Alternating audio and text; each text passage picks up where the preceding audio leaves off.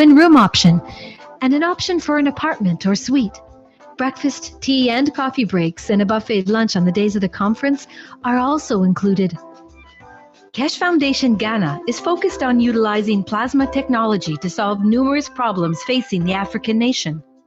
Come to the New Dawn, Africa's Meteoric Rise and Spaceship Technology Conference in Ghana. Learn about plasma technology and learn how you can participate in spreading the word about it. Together, we can bring freedom to Africa and humanity, and we hope to see you there.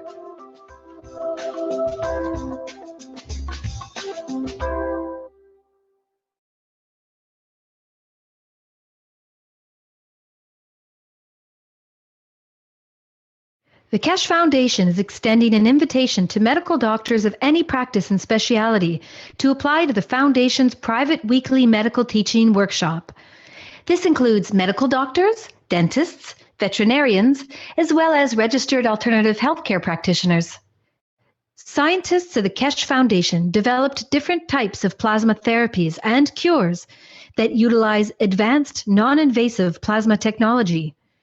The weekly private medical teaching workshop educates doctors to the plasma science behind the therapies, along with the functionality and operation of revolutionary plasma medical devices. The goal of the private teachings is to add plasma health knowledge to the profound knowledge of medical doctors. The weekly class is broadcast live over the internet through a secure private channel every Wednesday from 2 to 5 p.m. Central European Time. Presently, the class is only offered in English. However, you are free to bring a translator to the class.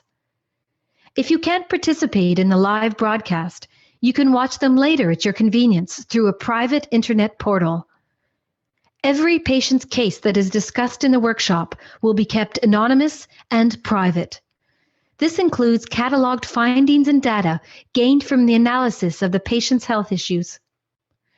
Any medical doctor in the world who wants to participate can do so by sending an email to doctors@spaceshipinstitute.org. In your email, please state your willingness to participate in the medical teaching workshop.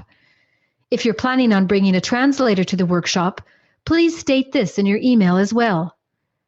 After we receive your email, we will contact you with the instructions on how to apply to the workshop. As a part of the application process, applicants who apply, including any translators brought into the workshop, will be required to sign the Keshe Foundation's World Peace Treaty, which can be found at the following web address. All applicants will be required to provide proof of their education and ability to practice medicine, and will also be required to pass an extensive security background check before they are granted access to the teaching workshop. Healthful plasma technology is here, now, the use of which is increasing exponentially on a day-to-day basis on every continent. We encourage you to come and learn about this revolutionary technology. Apply today.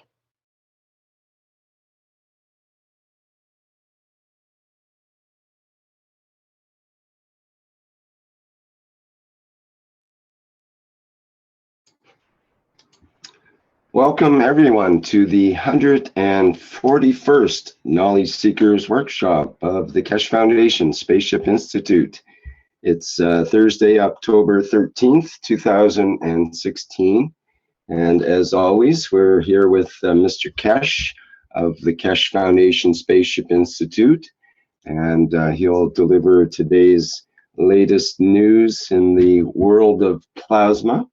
And we hope to hear from Carrie Ellis and Whitney Fisher on their workshop tour, their US and Canada workshop tour, as well as the usual repertoire of many things that we see on this show. Okay, I think we're ready to begin. Mr. Keshe, are you available there? Yes, good morning, good day to you. As usual, wherever and whenever you listen to these Knowledge Seekers broadcasts. Welcome to nearly 3 years of teaching, where we've been teaching flawlessly for nearly just about 3 years, and it brings into light there is a lot of information still to be shared and a lot of us to learn a lot and teach each other about. One of the main points today is we've been teaching relentlessly going forward, trying to cover every aspect. Thus we decided to allow any questions which enlightens us to be asked, and we try to find or try to answer it. And we'll see what's the progress in the background, what is going on, how the technology and the foundation develops. As you have seen, we have a major conference on Monday, Tuesday, Wednesday of next week. This is one of the most important lectures and scientific papers ever be issued by, or beginning of it, of the Keshe Foundation.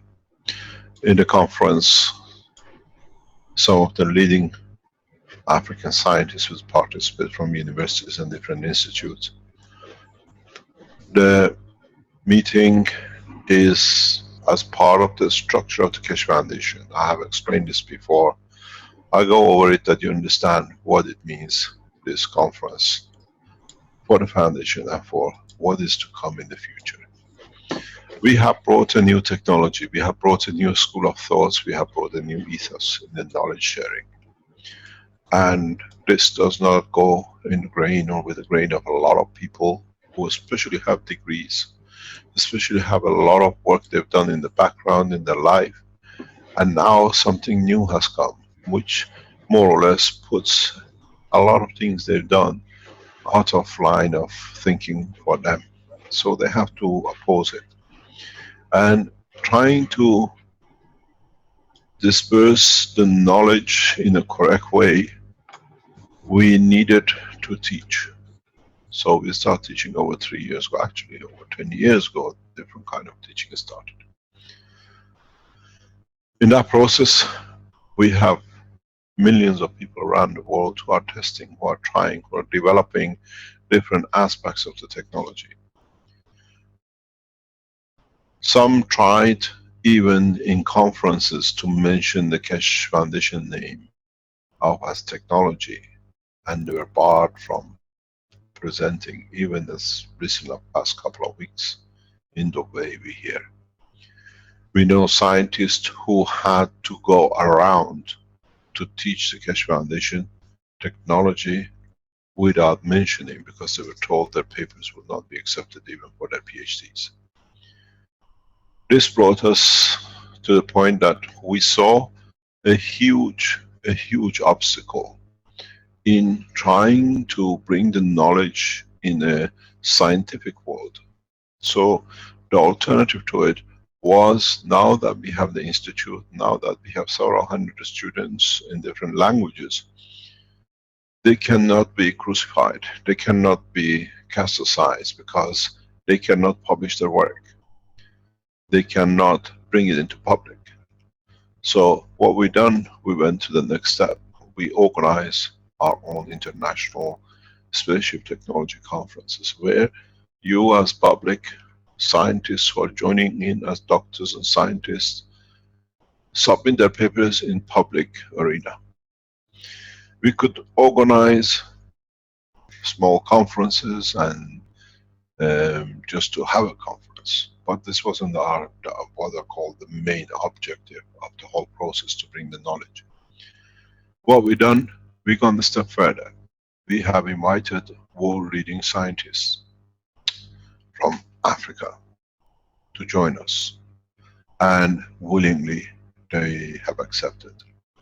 We expect maybe between 150 to 200 scientists and maybe some public. We are told during the process of the conference, some of the leading politicians will join. The coverage will be heavy by African nations media, and we've been promised that the technology will be dispersed in Africa very rapidly. So On the back of what we've done, now teaching, now students have become teachers, as you've seen many of them in the background in teaching. The workshops, now Keshe Foundation plasma scientists have a platform to submit their work officially as in conferences to the other scientists. We don't ask what's your background, where you come from. We look to listen and learn about the new technology. We look and listen in what more we can add to the knowledge.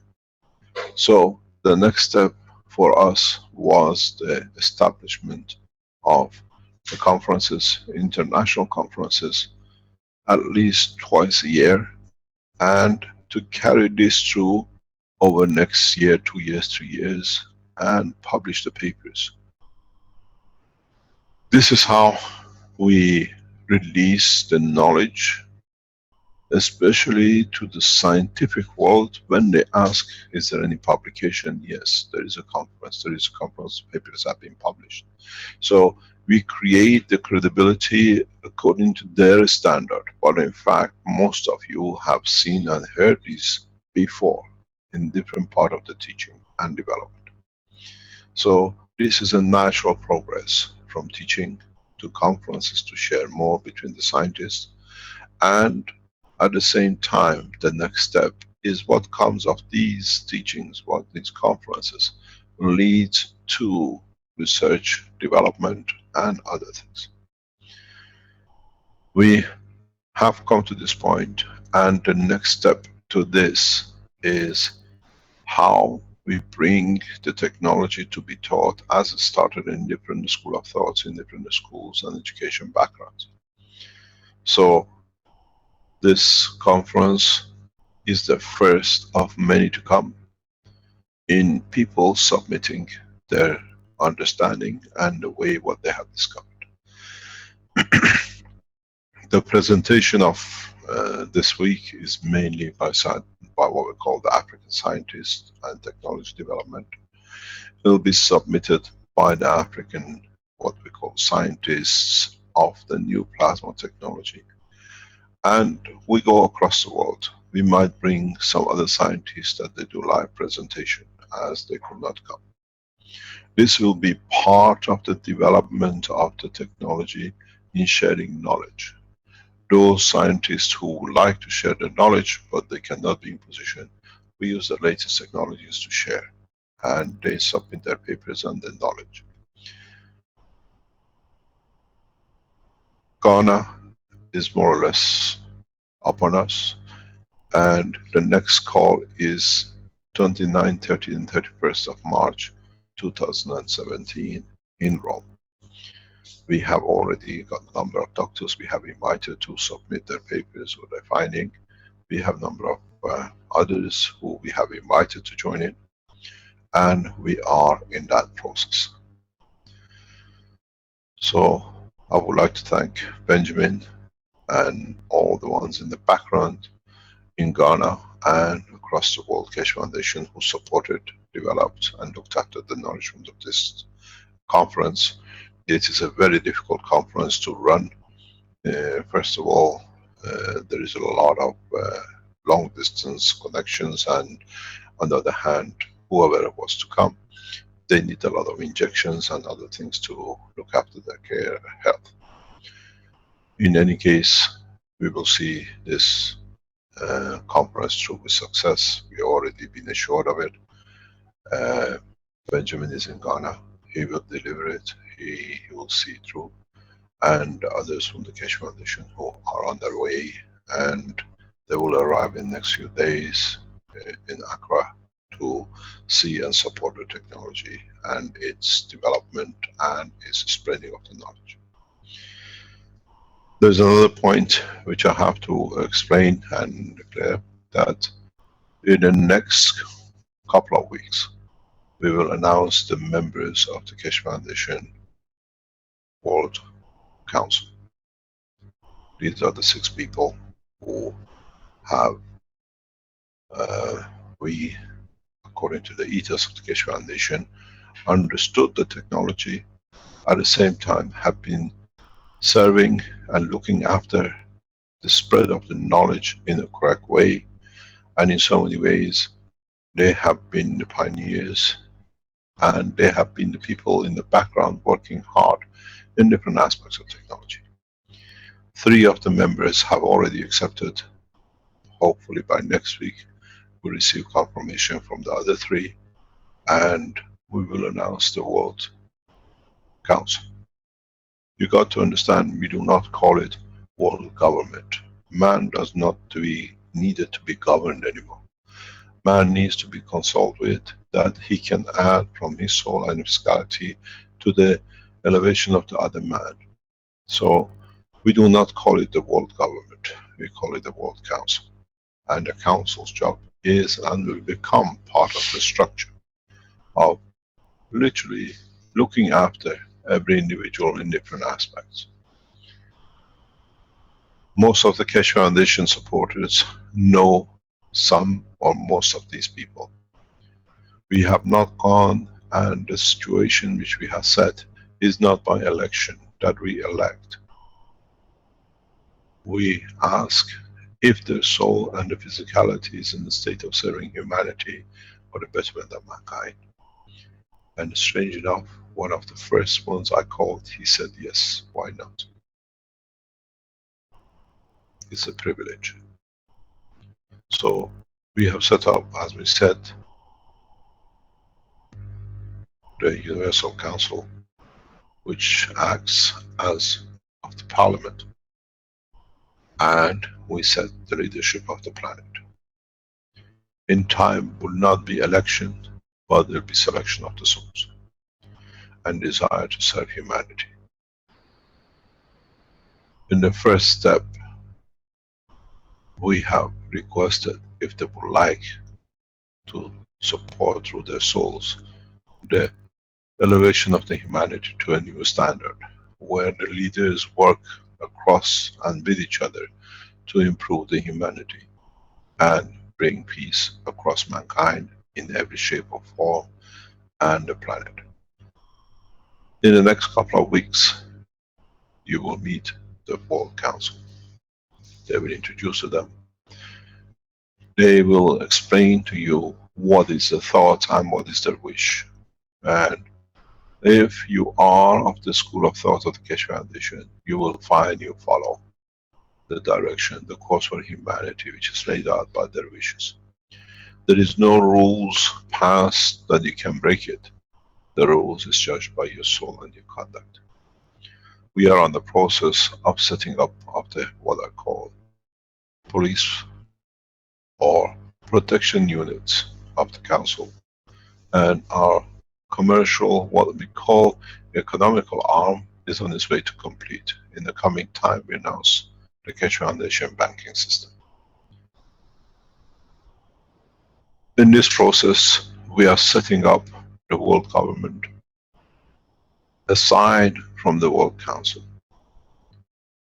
We'll see in time that the process will set itself in very rapidly, because you cannot fight a man who is a member of the World Council who wishes nothing but peace and provides the tools of peace and comfort of the man. The only person who will fight this situation is the man which aggression is part of his character. And we know how to handle with those as well.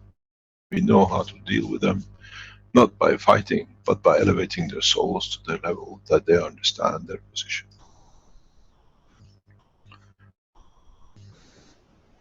In the coming time, we'll expand on this. The Universal Council will join us in the coming time into public meetings where the councils will come out of their, what I call, the shell of being the Universal Council members, and on a regular basis we hear the wishes of them, which when it resonates with our souls, we will carry it out and it brings us peace.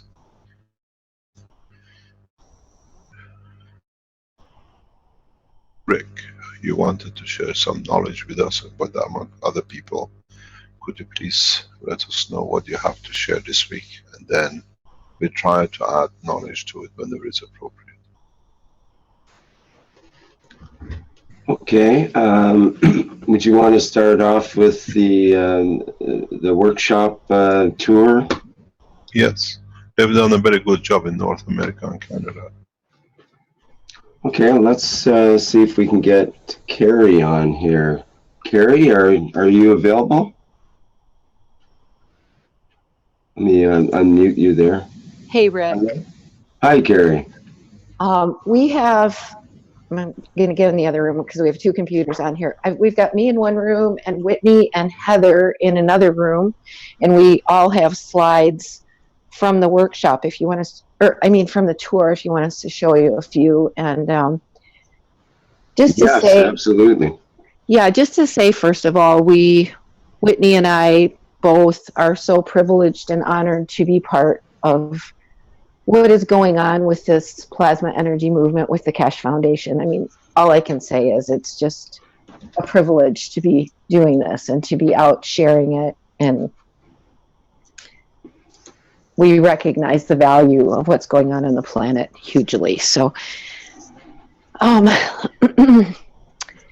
let's see. You put that picture up. I can just get. I thought I just put that up because that was from the Vancouver workshop. And yeah. That's on our left. That's Whitney, and on the right is Carrie, and that's Ali in the middle. So that was a good picture. That's awesome. So you can do screen share then and show us directly.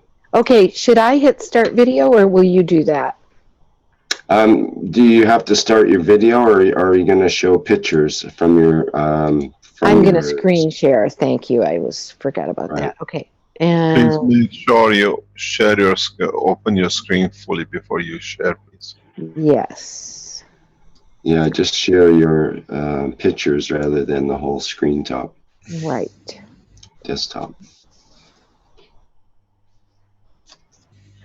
Okay, so I'll probably have to stop my sharing in order for you to share. So, okay, it's coming through here. How's that? Yes, we're seeing a beautiful poster there. This is your new poster format. Is that true?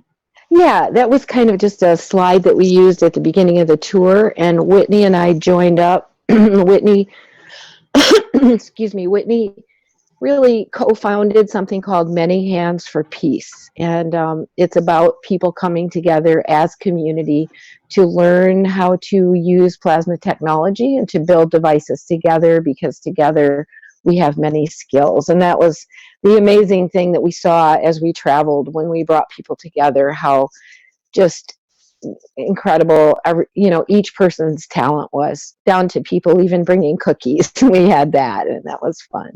So and then 21st Century Superhuman is kind of my background, my book, my teaching, and so I've been out teaching that, and so we kind of blended those two things together. And I'll just zip through some of these slides. I just put an overview in here. I basically started out in Florida and drove across the country, and it was like something just said to me, take plasma across North America. The kind of craziness was going on with the election, and it just felt like we needed more plasma energy in North America. So I just listened. This little voice said, just drive it across. And as I left and Mrs. Keshe realized what was going on, she messaged me and said, please take GANs to Standing Rock. And I had already really wanted to do that. So I carried a lot of things in my vehicle and had many amazing experiences because of it. I had a lot of GANs with me in different forms, in balls and bottles and jars. And I actually did a show on I do these 21st Century Superhuman shows, which are easily available on YouTube and my website, 21stcenturysuperhuman.com. But this is about that story of bringing the GANs to Standing Rock. And also, one of the things that gets talked about in the plasma technology is how we can see, bolts of lightning, bolts of light, and rainbows, and plasma light. And after I went to Standing Rock, I was driving through eastern Montana, and I went through this valley, and I literally saw, probably 30 to 50 rainbows. It was just one after another after another. And I felt like we just amplified the plasmatic field. And there were some really amazing people that I met in the journey to bring this to Standing Rock. And I also talked to other people who were choosing to do the same thing. And I was asked not to really talk too much about it personally by the people who took it, but it felt like a huge blessing. A woman and I just stood there with tears in our eyes, and I just was able to tell her many of us in the world are standing with them. And she was Can I interrupt? Yes, Could please. you explain about the Standing Rock? Because a lot of people don't know what it is. Okay. It's a place where many, many people have gathered. I don't even know what the numbers are right now, but predominantly Native American people, but many others have gone to join them because there isn't, one of the big oil companies is attempting to put a pipeline through incredibly pristine, beautiful country. It will pollute 4 giant rivers if that is done. And it's that, the people are standing up and saying, we don't want this to be done on planet Earth anymore. And the corporate culture is attempting to push its way through. So it's been a very important movement, I think, of the voice of the people for planet Earth.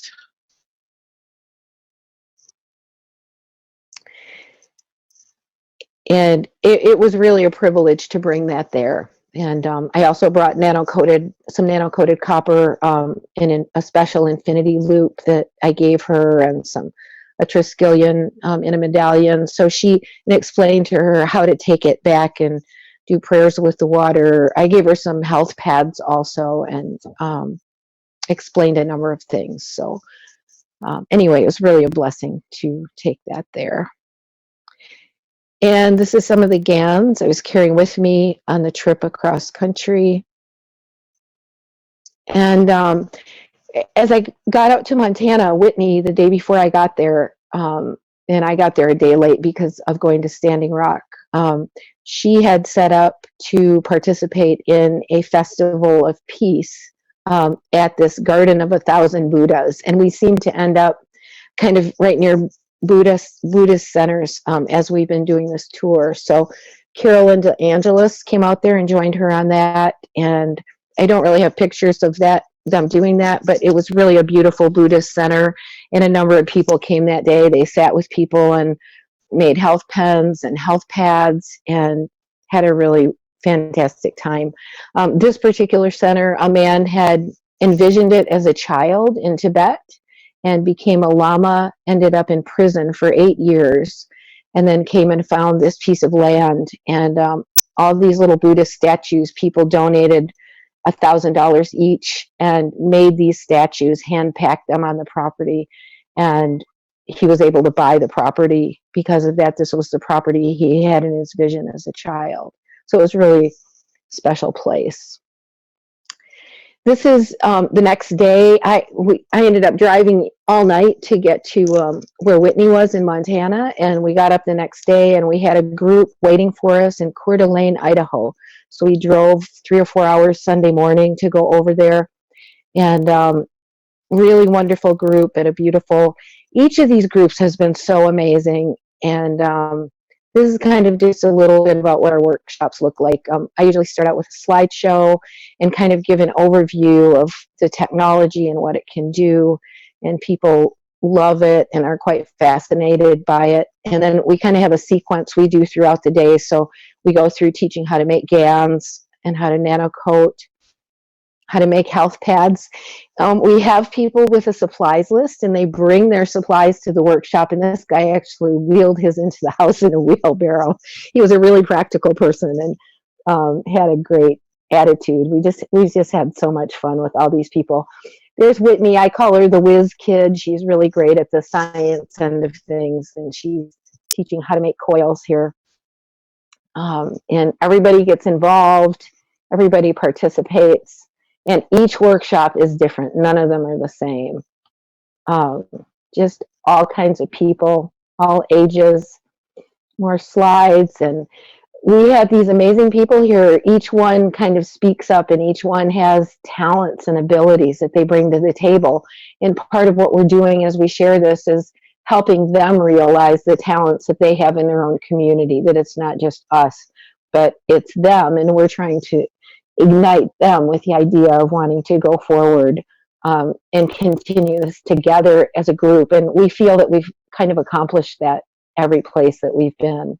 This was the second weekend with this same group. The first weekend we did slideshow, health pads, health pens, nano coating, and GANs. And then the second weekend we did power units and car units, and building all the parts and pieces of those and learning how to wire coils together and kind of getting a feel and an understanding for how this all works. Really wonderful bunch. Then we went up to Canada and hung out with JC for a day, and he actually taught us a bunch of really interesting kind of more finer details about how things go together. It was a very helpful time to spend, and we had been making coils for a car unit for me as we traveled, and this is them sitting on a register nano coating, kind of like on the go. And I actually put these coils on some ice water to see what kind of a plasmatic field they would make, because we always teach this in our groups. And then JC actually helped Whitney put the car unit together, and they made a video of how they did it, which was great. And that's kind of the pieces going together. This is the Columbia River out near where JC lives. And one of the things we have chosen to do on this entire tour is every time we stop at a location, we're carrying ocean GANs with us from the Dead Sea, from the Gulf of Mexico, and now from the Pacific. And they all go into a mixed ocean GANs, sea GANs. And we put some of that GANs water into the water at the location where we are and ask for the blessing of peace to be on planet Earth. And we invite all of our groups to do that with us. We bless the water, the GANs that we're mixing as we go with all the GANs from different places. And so we did this with JC and put a rock in a sock and put some GANs, about a little bottle of GANs in there, and threw it in the river and did our prayers of peace. And we went from where JC was over to all the way to Vancouver Island. We never planned at the beginning of this trip we'd go all the way to the west coast of Canada, but the universe had other things in mind and led us that way. Rick invited us to come to Vancouver Island, and there we are with him. Really great fun to meet him in person, meet each person in person. And as we got there, we invited Rick to speak, and so he spoke about the Keshe Foundation and his vision for what he's doing. Wonderful group, and behind, on the background there, you can see a banner that some of the kids on one of the islands made for world peace. And this was a theme that we talked about as we went. These are some of the ladies that put this workshop together for us. Rick brought us t-shirts with the Keshe Foundation logo on them, and which we really enjoyed. And these ladies worked really hard to put this together. The lady on the left met Mr. Keshe 20 years ago and knew that he was bringing something amazing into the world. And so it was just so neat, the people we met along the way. This is a really beautiful poster they made before we got there. What's she holding? It's an ingredient in a plasma generator. You know, I mean, it's creativity and the beauty of how these people are sharing these things.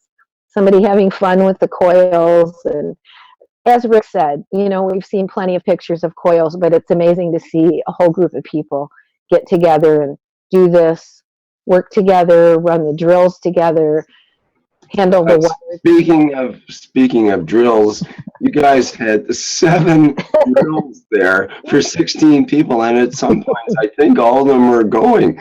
Like, everybody's hands were busy all the time and helping each other and so on. It was quite amazing, actually. It was. It's such a great feeling when you're in a room like that. And, you know, each group turns out differently.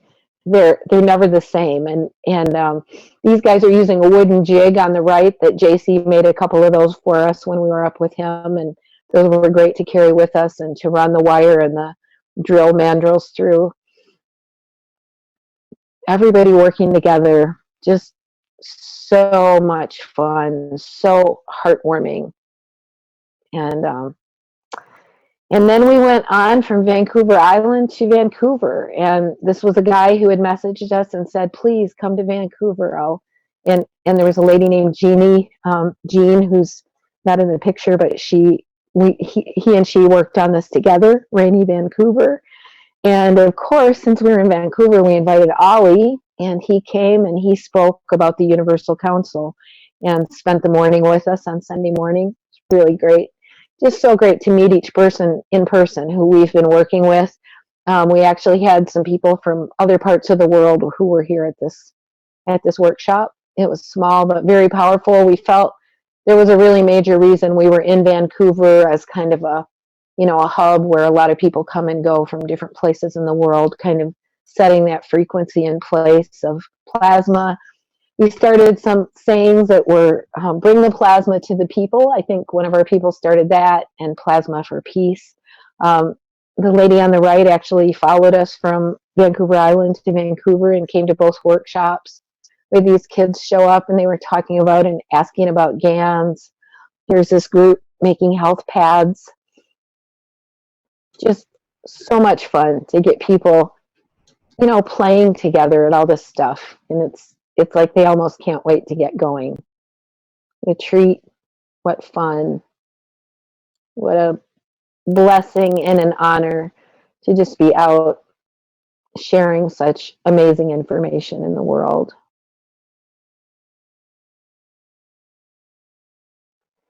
And actually, the lady who was our host in Vancouver took this picture out her balcony off of her apartment, this dove of peace. And as I said before, we carried mixed sea GANs water every place we went and added new GANs to it at each location. And every group stood and said and held the field for peace on the planet. And we've arrived at where Heather Bryant is. That's her in the background, and me and Whitney and two of Heather's helpers who opened up the way for us to speak at the Triad Theater here last night. And I think Whitney and Heather are sitting on a computer in the other room. They'd love to jump on with just a few more slides from here that Heather's got, if you want to do that, Rick. And yeah, that'd be fine. Heather is now a panelist, I believe, so she can show directly if that's possible there. Great. Thank you so much for the privilege to share, and we just feel honored to be part of this work again. Well, thanks a lot for all the hard work that you've done, and a lot of driving time too, from Florida to basically diagonally across North America to Vancouver Island, which is the farthest west point you can get on North America without going to Hawaii. Right. I live a couple of kilometers from the farthest west point, so it's interesting. And now you're on your way back, basically. Where's your end result going to? Well, it's amazing because people have been opening up the doors and inviting us and, going out and making things happen. We're going from here to Portland to Ashland and Eugene, Oregon, and then to possibly Sedona and then Colorado. And literally, Whitney and I are starting to get invitations from other countries. I got an invitation to South Africa today, and she's talking to somebody in Norway. So we're trying to get it so that each of us knows how to teach. We each have different skills, kind of, but we're learning from traveling together so that we could teach, everything that each other does. We're really doing this on a shoestring. We set off we both have kind of given our lives and given up a lot of our possessions in order to just walk the earth and help with this awakening process. And we're just doing what we're doing by donation. We put a suggested donation amount, which is very moderate, on the workshops. And but we also say, don't let not having money keep you from coming. Please donate what you can to help this journey keep going. And we find that our needs are being provided, and we're very grateful. Very well, and we're well taken care of. We've been staying with wonderful people along the way, And we're, it's just a really beautiful way to be doing this work at this time. And you know, neither one of us are new to this. I've been teaching workshops for many years and on awakening topics, and Whitney was part of the One People's movement when that happened a few years ago. So we've both had a little practice at doing this before, but we have a really deep love for this teaching and are just grateful to be out here helping share it. Speaking of sharing, is there a picture or something you want to share there, or is the sharing done? Zoom. I think Here. I'm It's just Heather. Okay. There we go. Yeah, Thank you, Heather.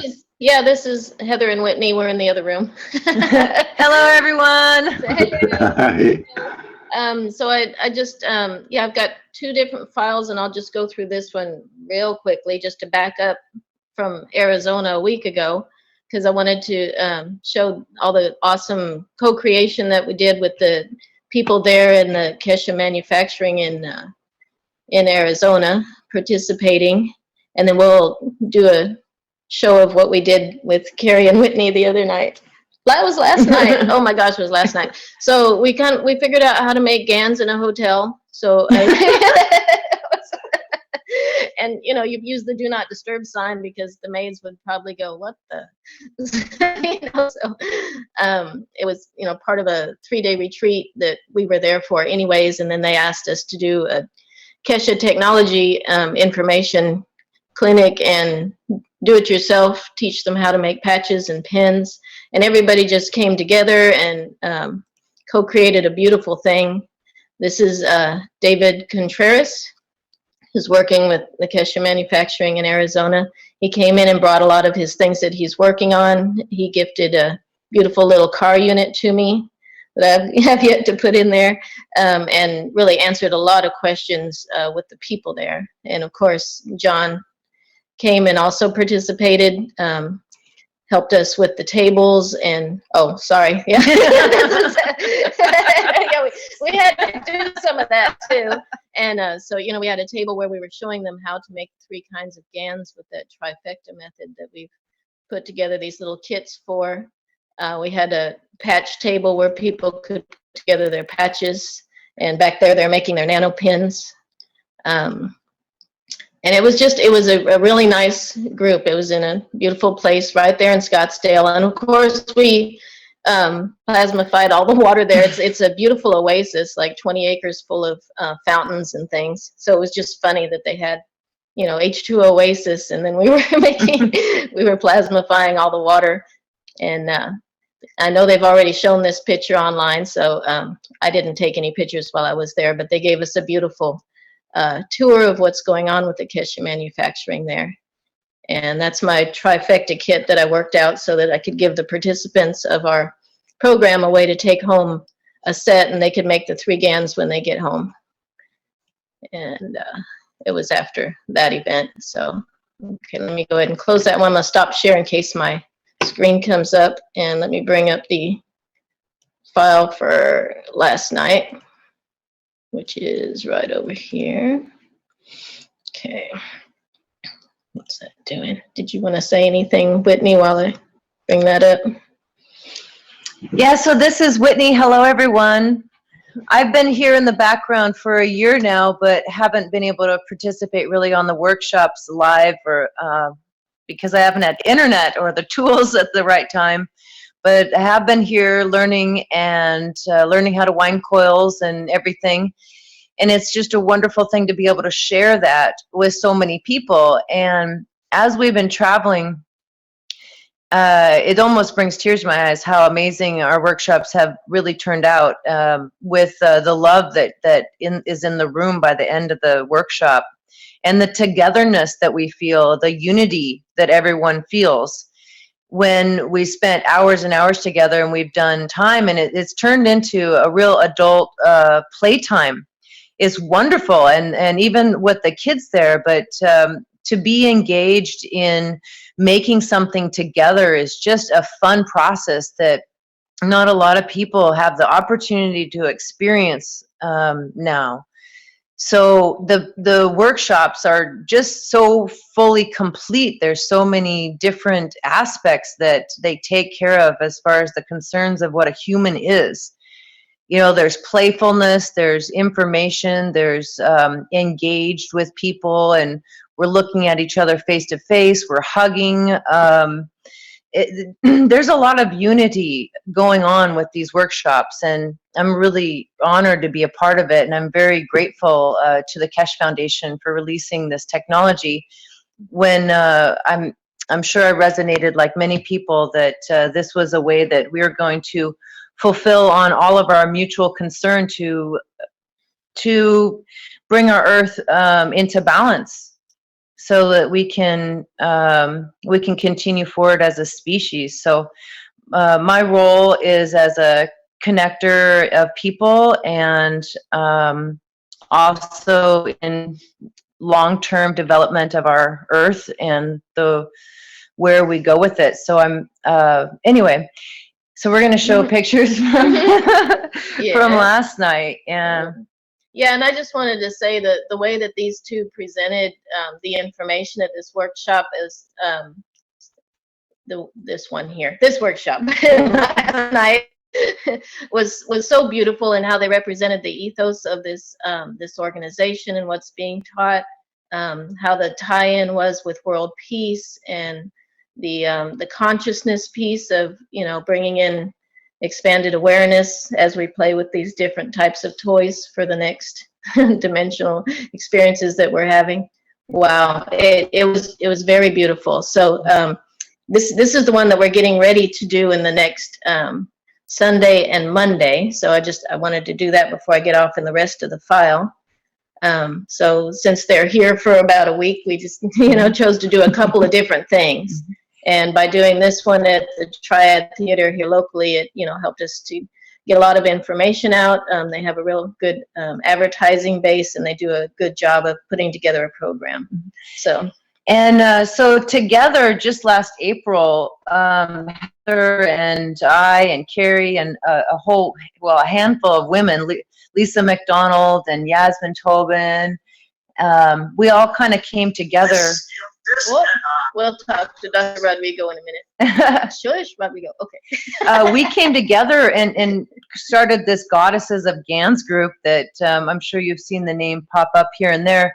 And then together we created the Many Hands for Peace concept and idea. And it is really an idea to provide a format that can be easily duplicated in any town across the world, and to give people the information we just felt so urgently needed to go out to them in a format that would be easy to download. And we're really discovering it as we do the workshops. So we're seeing that there's a format to the workshops that's just shaking out from all of it, and different tables to do different things. And Carrie really worked hard on this flow. She is a really amazing presenter, and she has delivered some of the most I've come to tears on some of the speeches that she's made. So we've been really working as a team. She's really wonderful at delivering a broad perspective overview that ties into far more than just the technology, but what we're really doing on Earth together as a species right now. And so we're really teaming up really well. And I grew up with a lot of construction background, and I enjoy making things. And so I've been leading more of the physical doing part of it, as far as showing people how to do things. And I still have a lot of questions of my own, but really the stop with JC was really wonderful to be able to get some questions answered in that respects. But we're really just starting with basics, because if we could build everything in a day, we would. We really tried. And we had the Vancouver workshop was 12 hours long, and we really got a lot done. It was awesome. I still feel like I want to spend more time with everybody that we've met so far. So anyway, there's my little bit on it. And there's Whitney and Dr. Rodrigo's unit. Yes, and this, okay, I really would like everyone in the world to build these. so I'm very energy sensitive, and I can feel gravitational magnetical fields. I can feel a lot of things. And standing in Mr. Rodrigo's device here, I don't even want to call it a device, because it's so much more than that. He calls it the bridge. The bridge, there we go, in the bridge here, that it felt like 20 people standing around sending energy work all at one time. And I had 10 minutes of time, and it was the most beautiful 10 minutes. And then really I can still feel the energy working on me now. So I'm very appreciative of what Dr. Rigo has created here.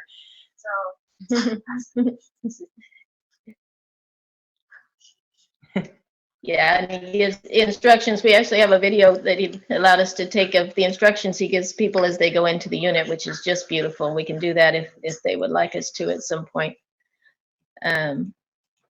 And I was going to say one beautiful thing about this presentation is Rodrigo has, gosh, he has really done a beautiful job educating this community. The caliber of the people that were there and the types of questions they were answering. People were bringing up things that they've already made. You know, one of the young ladies was showing us this cute little health pad thing that she made so that she could lay down on it and have one set on each side. This fellow brought up a little DC converter, something he was using for creating the GANs. People were showing us their pins and gifting things to the girls, you know, as they bring in an apple to the teacher. Yeah, there's the GANs down at the front that we did that Carrie did her little water ceremony with, and at the end we added our intentions for world peace into those containers with Carrie's direction, and then at the end we just kind of created that awareness that this GANs is connected to all the GANs on the planet, all the GANs that we are, and expanding that potential for world peace and love across the planet. So that was in a theater also, and it is recorded, and we'll be releasing that as a 21st Century Superhuman show. An amazing concept to have it in this small theater. It was beautiful with the people in there. And I just wanted to also mention that that GANs in there is actually a whole combination of ocean water GANSes from Florida, where Carrie started from, all the way up to Vancouver, and a couple other people had brought their GANSes as well. And so it really is an all-inclusive collective GANs. And then what we've been doing at the workshops is allowing everyone to take home some of this GANs. So this it's grown.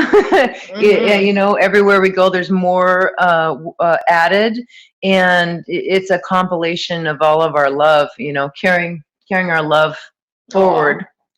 Oh, and one exciting thing, we went around, you know, trying to put up posters in town today, and you know, putting them in the different shops and restaurants and things. And then we've gone into a couple of them where they either already had the flyers or were already using the technology. Yeah. Like this lady who's has a business for like a health spa type of a place, and she showed us all the places in her facility she's already using the technology. But this was like a vial of gas. Yeah, it was amazing.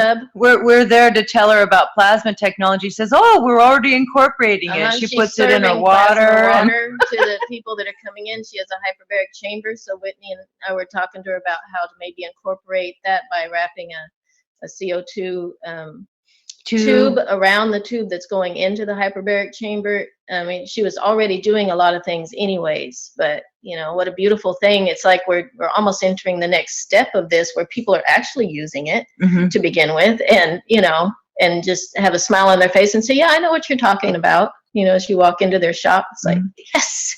And last night, there was a gentleman at the theater that had turned his medications into a GANs, and he was wearing them duct taped around a cord on his neck. And so what? And he's now, after 15 years, has reduced taking his medication to one every 4 days instead, and now has less hunger, because then he has another tube on his little necklace or cord around his neck with his food GANs. And so what we're also discovering as we go and hold these workshops is the amazing work that people have been doing. So it sounds, you know, until we go connect with people, we don't really realize there are a lot of people working with this technology already in their homes. It doesn't come out until they're coming together. And this expose that's going to be on Sunday, I think is going to be fantastic, because there's a gentleman that has created some kind of large device. Yeah, it says 7 feet across. 7 feet across, and he's working very diligently to finish it by this weekend. And so we're finding out more and more, and we're hoping to really report on that. It's been such a fast journey. Carrie is excellent at getting pictures out on the internet. And now that we're with internet a little bit more consistently, it's easier to get more pictures out there too. But we've been really working to get pictures, as many pictures as possible, of the journey out to everyone, so that they can see what's going on and become more intrigued and interested. The other part is that we've also been finding out is how to really bridge the explanation of what this technology is to different groups, and to grab their attention, because a poster that says, plasma energy devices is not always going to grab people's attention. So we're finding new ways of being able to intrigue people with why they would want to come to one of these meetings. And anyway, so. Mm-hmm. And one thing we kind of discovered the last few days, that there was a possible place to, get the information out, was the different schools. And we've had a couple of people go into the high schools and ask the science teachers to give information to the students and give them a discount, basically, on the admissions. And then there's a couple of local schools that are very, let's say, really open-minded groups, and we give them discount, for their staff and their students to come in, and have the students come in for free with the adults, and stuff like that, just to spark that younger crowd, because they're the ones, to me, that are going to resonate even more with this and understand it with a lot less explanation than us older people do. They won't need as much remapping as we have. So Yeah. There we go. So exciting. Fantastic. Thank you so much for the pictures and for the enthusiastic words as well. It gives us, gives everybody a good, a good idea what it's like out there doing these workshops and so on. Absolutely, highly recommend it to people, to just get a group of people in there, together in there, and just start. Yes. We already know so much more than the person that hasn't been studying for a year. So just start somewhere. It's not too incredibly difficult. We're just us, and everybody has been very satisfied with the workshops this far. Yeah. So we're not teaching advanced teaching. This is, a good base. Yep. Right. Well, I think perhaps Mr. Keshe will have something to say about how the workshop format is going with the Keshe Foundation as well. I think Farad would, I don't know if he's here right now, but he also would be able to tell us something about that, perhaps. Are we done the pictures? Yes, that's what we have. Oh, sorry. Okay, that's great. And let's see if there is any questions and any comments from Mr. Keshe, and see if there's something else that wants to be presented there. Thank you very much. It's very interesting. It's fascinating. I've been following your trip, especially when you went to the Indian tribes. And in so many ways, you're spreading the knowledge, and in a way you find and gain a lot of knowledge yourself. We've seen this process has started because people see no other solution but to teach. The more we teach, the more taboo goes away from what it could be, what it is. The interesting point is the way you approached it, the way you humbly go and read, and they reach the others. There is a problem with running workshops and that is to get carried away with it. And it seems that you have managed to keep a balance, and in any shape or form you do anything will follow you. I am constantly aware of every move you make, because I get your reports or your communication from Caroline under my nose. Look where they are, see what they've done. They've been to the Indian tribes and they've spreaded it. And so everything you do, I have a full knowledge of. In a way, I don't miss any of your communications. Caroline makes sure of that. In so many ways, our soul is with you. You're spreading the knowledge for peace. And it takes time. We have reached a point in the next few weeks, a lot of people will see it, that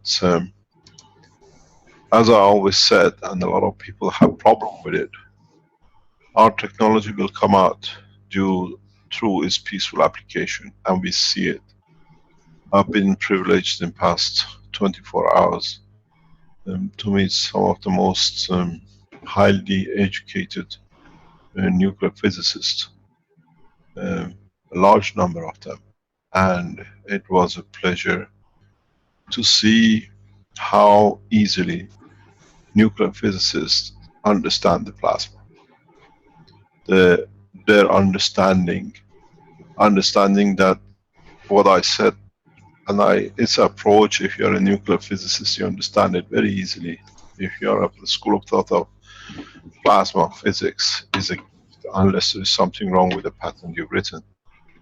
And I explained to them very simply, we fought with matter for centuries and thousands of years. We couldn't manipulate it anymore.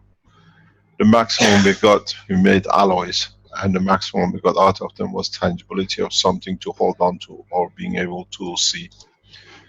In chemistry, we mix things together, and that's as far as we've gone. When we brought in the atom some less than 100 years ago, it was something new. We had to accept it, and so it was a novel thing. And people, because of Hiroshima bomb, they got respect for it. The respect came out of fear, but not from the knowledge. Then we moved into nuclear. We went deeper into the science of the plasma, of the creation. And this brought us an insight.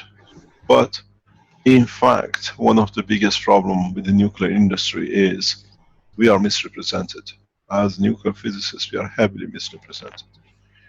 In a way, again, the power of devastation has brought fear and respect. And this should not be.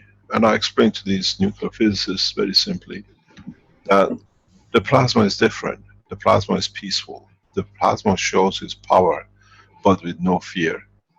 And us as nuclear physicists have got to change the position that we are not respected out of the fear of what we bring. But now we should be respected out of the pleasure we bring with plasma. And what you've shown clearly shows that. When you walk into a shop and they're using plasma and they already know about it because of the work of Dr. Rodriguez and the others in the environment, in the area, it shows it has resonated with people.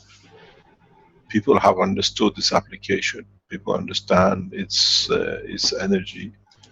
And this is what we're looking for. This is where it comes, the pleasure of it, that the other side of it doesn't become acceptable. It's a knife which cuts both sides. If you use it the wrong way, you can harm yourself. But if you use it the right way, you can give pleasure to the others in elevation of the knowledge.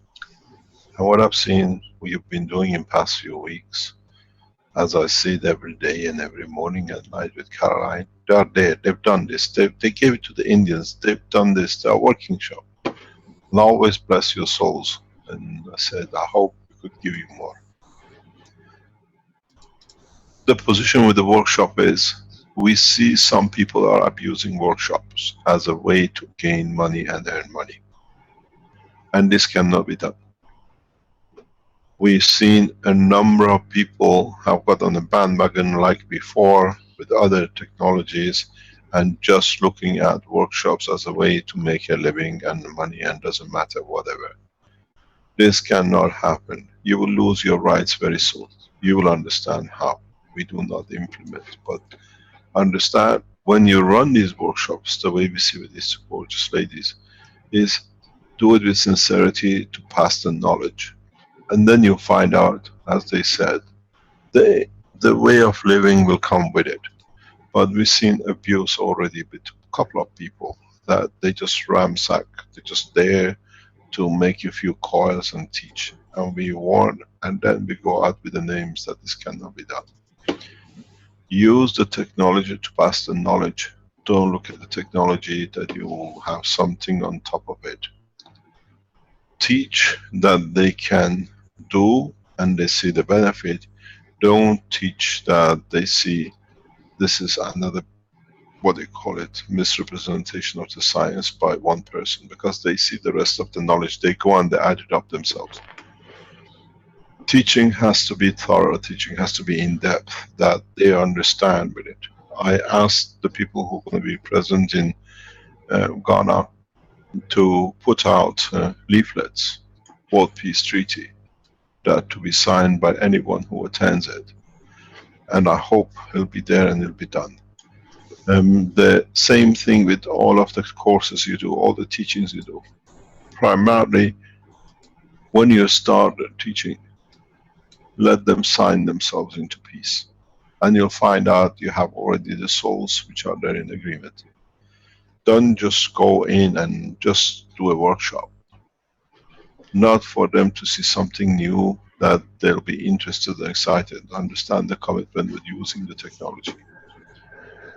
The reason a lot of people find peace with this is because in most of the production of CO2s, you create some zinc. And in the production of the zinc, you find relevance with the emotion of the man. So you literally support the, what I call the emotion. And with that support, they feel better and they become, physicality becomes irrelevant. That's why you see a lot of joy in these classes, a lot of joy in the workshops. Because you are physically handling a material which is physically touches your emotion. If you have made a nano-coated copper coil and you put a GaNs on it, 99.99% you have added zinc oxide to it, which is the strength of the emotion of the man. This is why it's not just that everything looks peaceful and everybody is happy. It's because in that process you instantaneously feed the emotion. You satisfy most of the emotion. And this is important. As part of the teaching, if you understand, you can add a new dimension to the teaching. We've been through this before. I would like to add this because I added this to the knowledge again yesterday in the private teachings to the doctors. And maybe a lot of you will see a breakthrough into this. Can I share the screen, please? Go ahead, Mr. Keshe.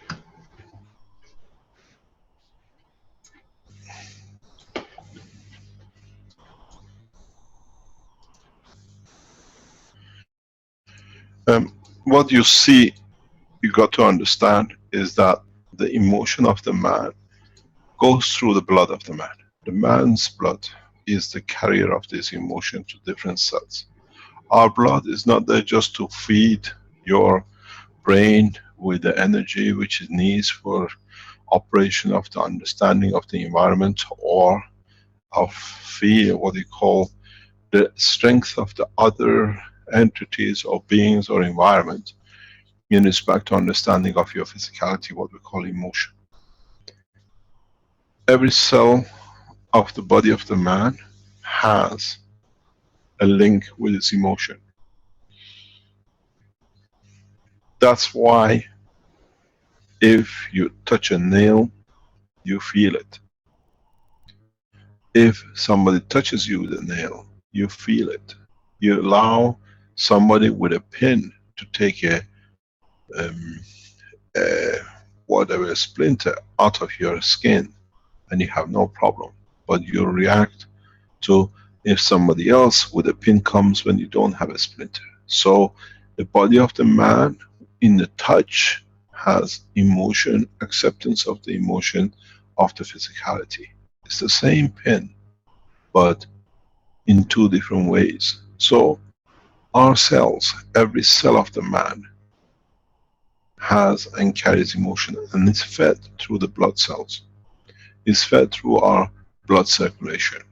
So now that a lot of you understood that the zinc was connected with your emotion, and you try to feed the emotion through the use of zinc oxide GANs. But there is a key to it. There is a point to it. You are releasing this zinc oxide in the hope, and in majority of the time, to be absorbed by the body. But up to now, none of you have linked it to your blood, to the circulation of the blood, which brings it directly, which brings it in line to be matched. It's very much like what we talk about processing a cancer. We put a patch on the point of cancer to elevate the strength at the point we want most of the energy to be going to. So if you're dealing with the zinc up to now and you've been using the zinc oxide to be used, it comes to the next step. This is an evolution, as I said, in the teaching of the plasma as we enter the space technology, medicine and health. You release the energy of the zinc, which is at the strength of the emotion of the man, and partially you hope it'll be accepted, it'll be there to be delivered by the emotion of the what I call the brain of the man. But you can make it more precise. You can target the blood, which brings and delivers directly the emotion balance into the brain of the man, into the every cell of the man, using the circulation of the blood itself. Don't forget, doves with doves is the policy and the way we work with plasma.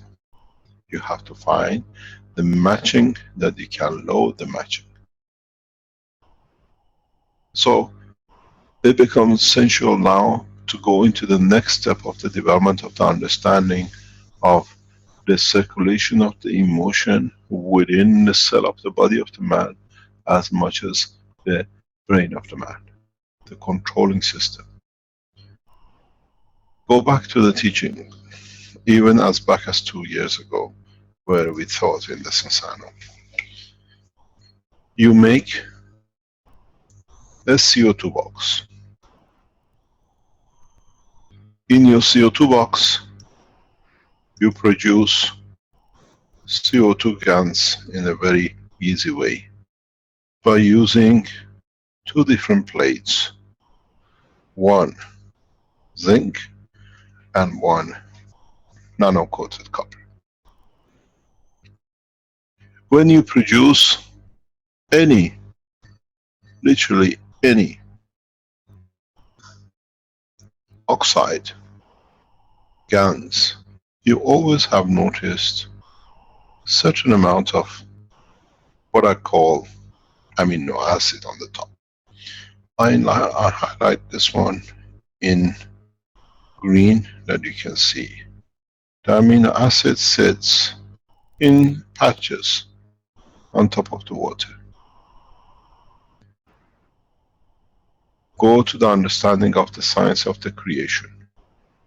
Amino acid is connection to the atmosphere of this planet in respect to the what we call the physical part, which is the solid part. You bring the gaseous part on top of the what we call the liquid in conjunction with the environment which you have created with salt and water here. What you've seen up to now, what you have created, has been enormous amount of what you call CO2 gas at the bottom.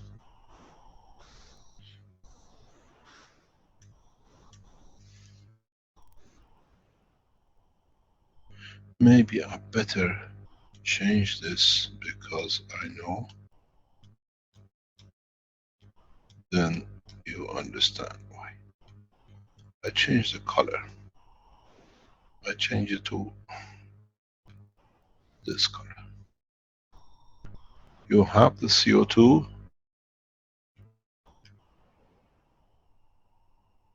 I am short of colors. Okay, let's do it this way. You have the CO2 at the bottom, gas. You have created the amino acid on the top.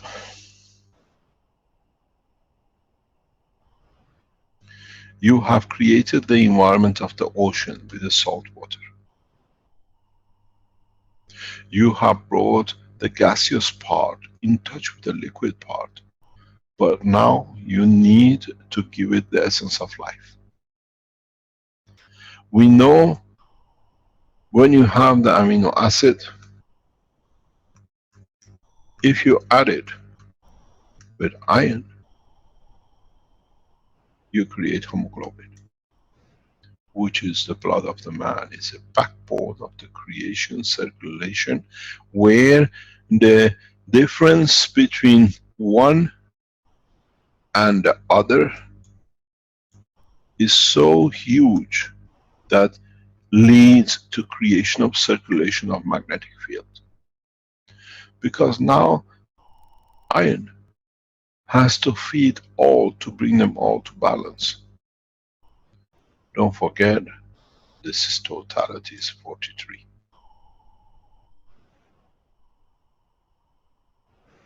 Now, it should be very easy, if you understood this, to get yourself a piece of iron, nano-coated, or better, a rusted iron piece, which sits and connects itself to the CO2. A gaseous which has changed itself into the matter state. And what's going to happen? As the nano-coated iron in energy touches the salt, comes in touch with protein, the amino acid, in the presence of the flow of a current in this structure, in the plasmatic condition, what you will see is creation of hemoglobin. It will drip down what you call blood. And now you have created more or less a pure amino acid connected to iron, or what you call hemoglobin. It fits any blood type, more or less, because it's pure. It's still in the virgin state. It has not orientated to the need of the structure of evolution of the land. Don't forget, this was copper and this was zinc. This amino acid here has emotion capability of the physicality, which is the muscle tissues, because you dictated the copper. If in another set you put zinc nano-coated and a zinc non-nano-coated, as you've seen through your experiments, you collected again GANs of zinc oxide. But the same way you've been producing amino acid, you've seen the fat. Now, if you put again the iron here and drop it down all the way to the GANS level, you still will produce hemoglobin, this time at the strength of the emotion.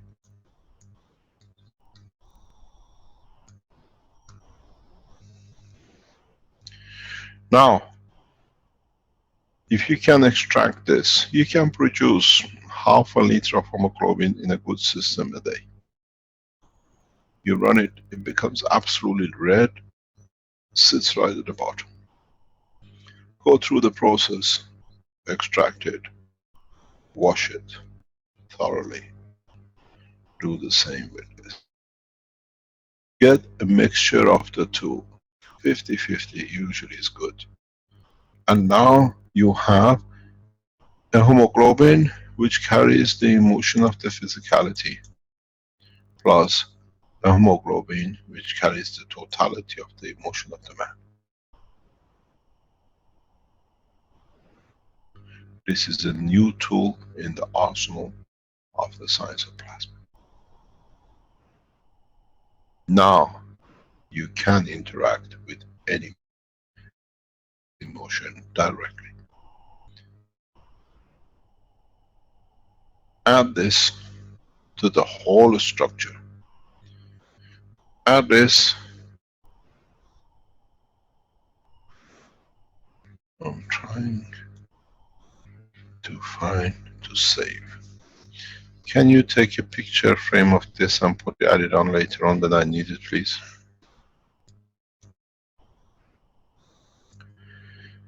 So now you have a new tool, a new way, a new understanding of how to play direct.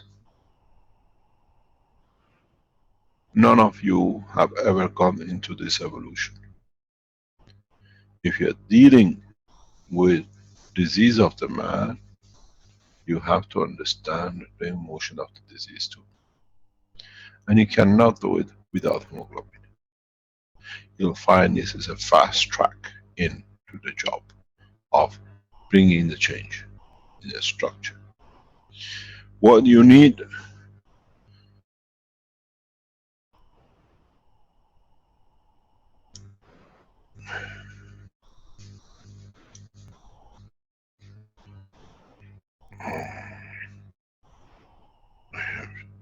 desktop.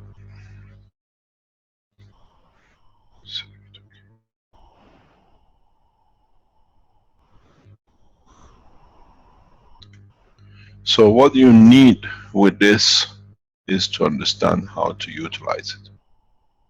How to be able to change a lot of things in the whole structure. So what you need is to add the zinc oxide of what I call hemoglobin with zinc oxide of hemoglobin, just to do with the emotion, and take this mixture and add to your CO2.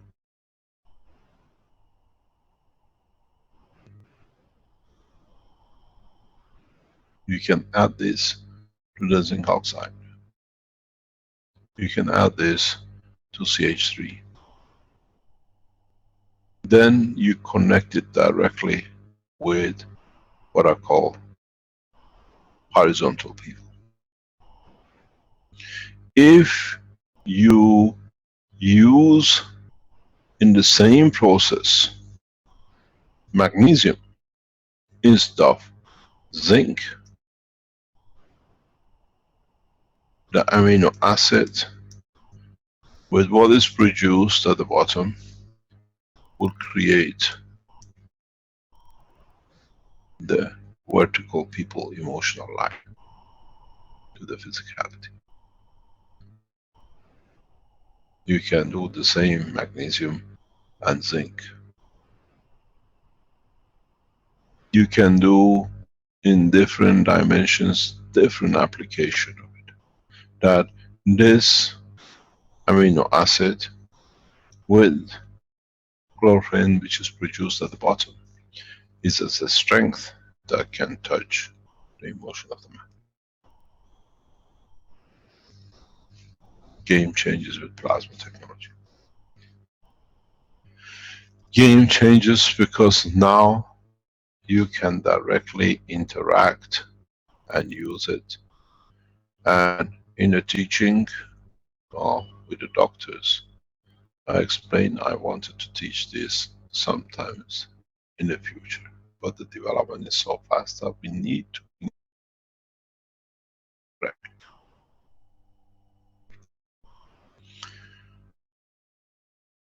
When you put this mixture of 1 and 2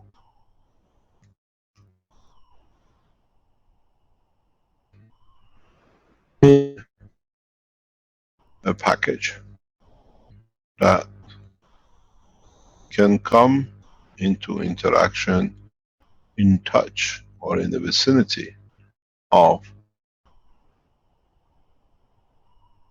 what I call the artery, you will find you transfer the energy directly into the blood of the man.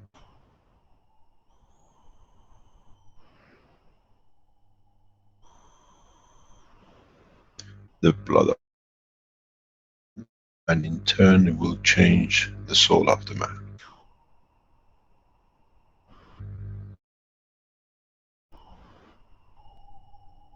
Place another at the ratio of 3. You can use it as an injection. You don't need needles to deliver energy into the blood circulation.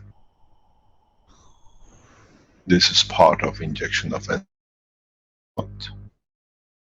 And if it needs it, it'll take it, accepts it, and elevates it. You reach every cell within a matter of minutes by the circulation of the blood. You choose the vein. Is it on a feedback or is it on the way out to feed? You dictate the condition of the state of the emotion of the man. Now,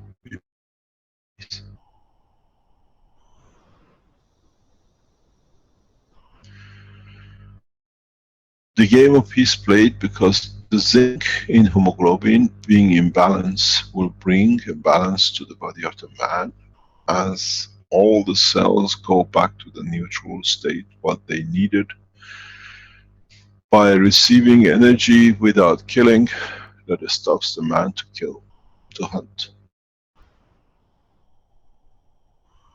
Because it receives what it needs through magnetic field, gravitational field of a natural product which does not kill another thing, but it takes what is available to it, and because it's at the same strength of itself, it balances very quickly.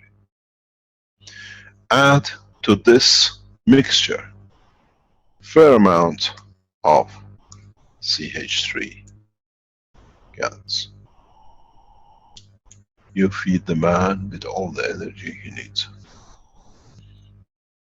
irrespective of vitamin A, irrespective of potassium, irrespective of calcium or anything. But you have to understand the mastery of the game to be able to do it. I touched on this a couple of years ago. Go back to the teaching, the medical teaching, which has been recorded with when we went to different operation of the physicality of the man, and you'll find them in there. So now,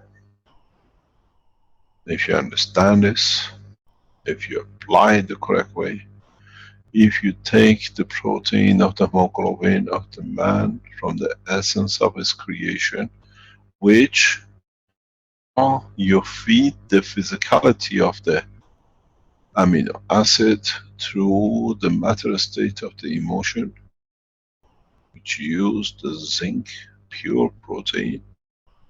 Now you'll understand. Game changes totally.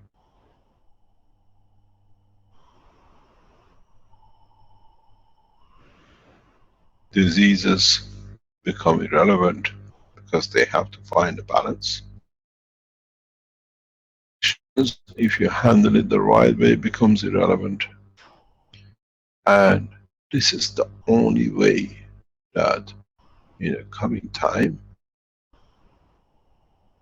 bacteria, microbes can be handled. You've seen with the tests with different organizations, from the plasma of the gans, we managed to handle the viruses.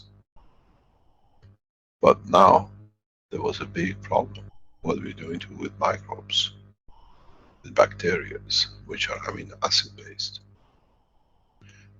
This is the key to it. This is one of the ways, for example, you handle malaria. Malaria is a living thing, it's a parasite. It's not a virus. You will not find much effective process through pure CO2. Some cases you do. But now that you had it, the energy of the amino acid, you'll find out it's the first time you have a tool to be able to change the characteristics that your system can handle any viruses and any bacteria or any microbes. This is a natural antibiotic. But you have to understand how to apply it. You have to understand now you deal with the body of the man and you can pinpoint it to the point of infection. Because now you directly deal with amino acid, with a cell.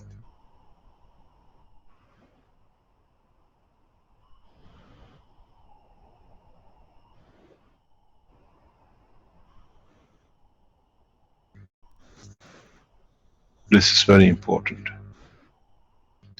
For those of you who understand what is being taught now, you will understand that the game has changed. The game of healthcare has changed. We don't need injections to interfere with the blood of the man to get rid of the abnormalities. We dictate the normality, that the abnormality within the cell gives its energy away to the system, and by accepting it, don't destroy life, but it's the environment that the bacteria and microbes cannot exist.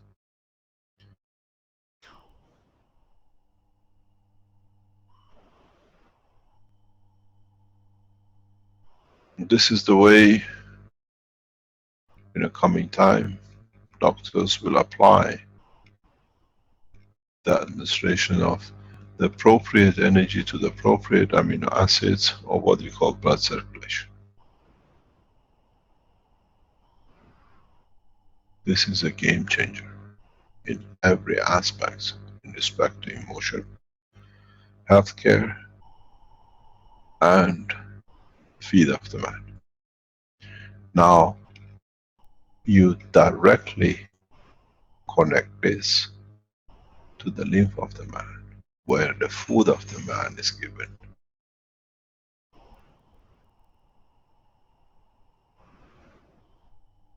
You can create patches that by just putting the patch with this link on the body continuously feeds itself as it needs it as you place it on the stomach. Because now the feeding patch takes over the work of the stomach. Because it feeds the lymph.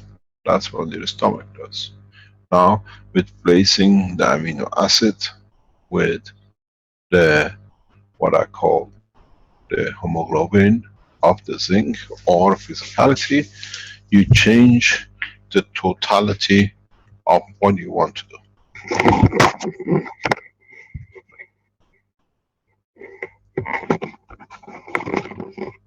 This is part of the teaching, now that we mature in understanding of the plasma, need to come into.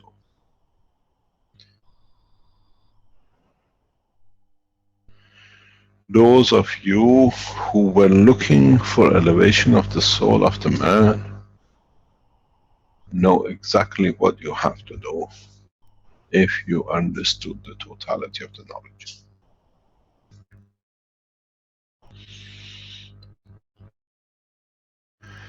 If you understood the process of the interaction, and then you understood the process of the elevation of the emotion to become part of how you can do it through this process. But it needs the right intention. Because you will find out you'll be playing with fire. And that fire only burns you and nobody else. Because it's the intention which counts. You've been pouring water in rivers. Now you can add to the emotion of the water of the blood of the man. And then you find out you achieve much faster any kind of process which you are aiming at. Add this hemoglobin with all the processes which you put in. Do not forget, because now it's part of the structure of the emotion, has access to your emotion, to your intention, and only can accept what it needs. You can change the man to a peaceful man. Leave it in the squares, leave it in the parks, leave it in the offices, and you'll find out people will start behaving different. Add it to the chorus, you'll find out the behavior will change. Add it to the coils, you'll find out you become the controller of the feed. This is how you control systems, through your emotion. This is the fastest way, because now you establish the physical connection through the hemoglobin and your emotion to your system. The deep space technology has no room for wires and computers, except the natural process of the GANs computers, which your brain is part of it and your body is part of it. And according to what you can process from the energy, dictates the maturity and understanding more of the creation. You cannot use this to elevate your soul, but you can use this to strengthen your soul. It's two different things. But you have to understand, by being able to produce hemoglobin, which is connected to the physicality and the emotion, by mixture of the two types of hemoglobin, you can add other hemoglobins, even like a CH3, which is in fact already connected to the hemoglobin itself, because you use iron oxide, zinc oxide layers. These structures are very, very easy to produce and can be devastatingly effective in changing the animalness of the man to the man, a peaceful man. Production of hemoglobin at its purest form, connected to the zinc because it already is in the GANS state, only produces hemoglobins which are at the state, the strength of the physicality of the man and no others. Even though there are other zincs and gas zincs fields are available in the same container. Which means the connection to humanity and the blood of the man or the animals, once you make the GANS water of these hemoglobins, is very direct. It's amazingly direct. And will be so effective that those who start using it appropriately will change every person they touch.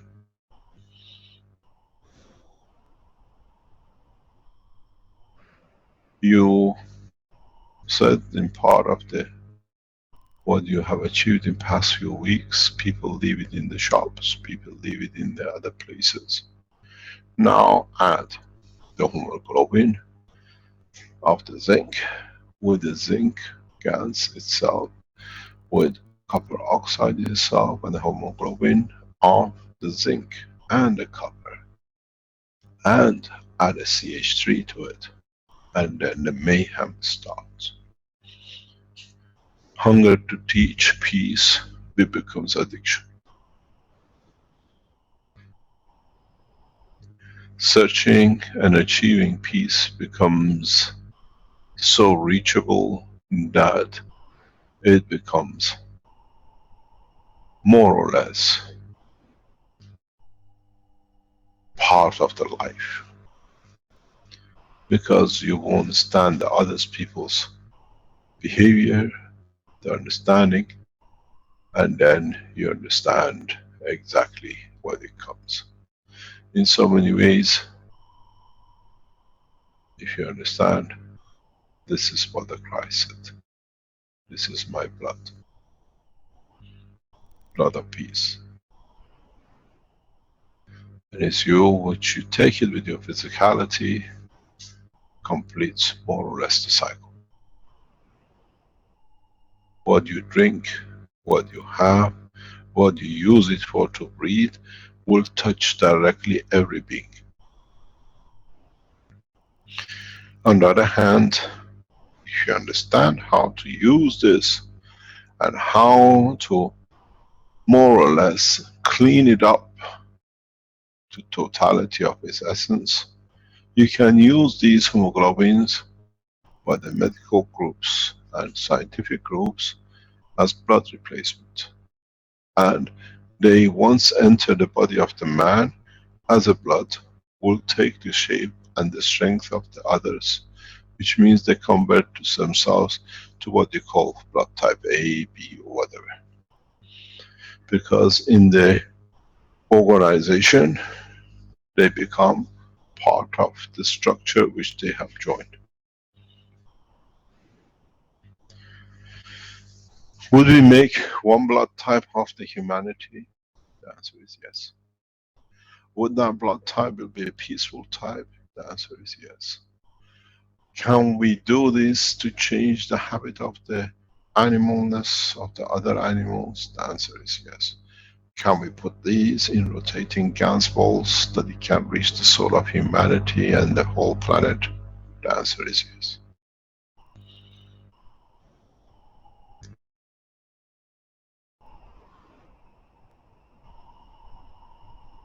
Can we mix the protein of the verticals and the horizontals, that one feeds the other and it brings stability to both the planets and the plants and living creatures? The answer is yes. Would we eat? Do not think so. Because when you create such a balance in the human body, the body will take from environment what it needs and will not touch the physicality. Is this a shortcut to hunger? Is the fast cut to depriving man from eating?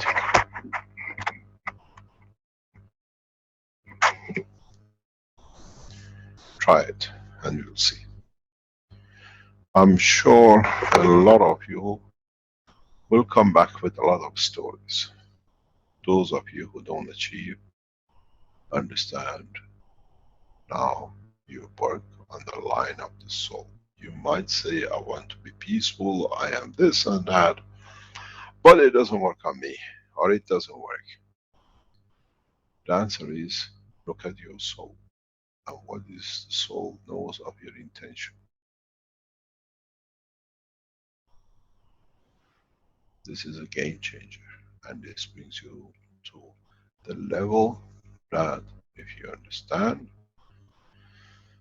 you do the same thing in the space of the environment you go into, and if you understood the process, you do not need to eat another entity, because the satisfaction of the energy from the environmental fields will satisfy the hunger or a need for evolution.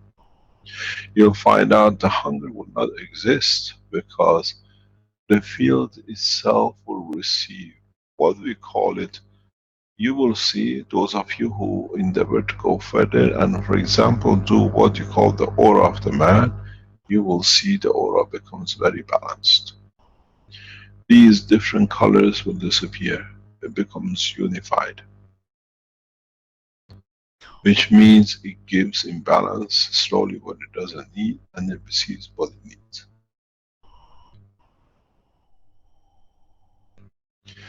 Production of hemoglobin in conjunction with protein itself is need understanding, even though hemoglobin has itself been created out of protein.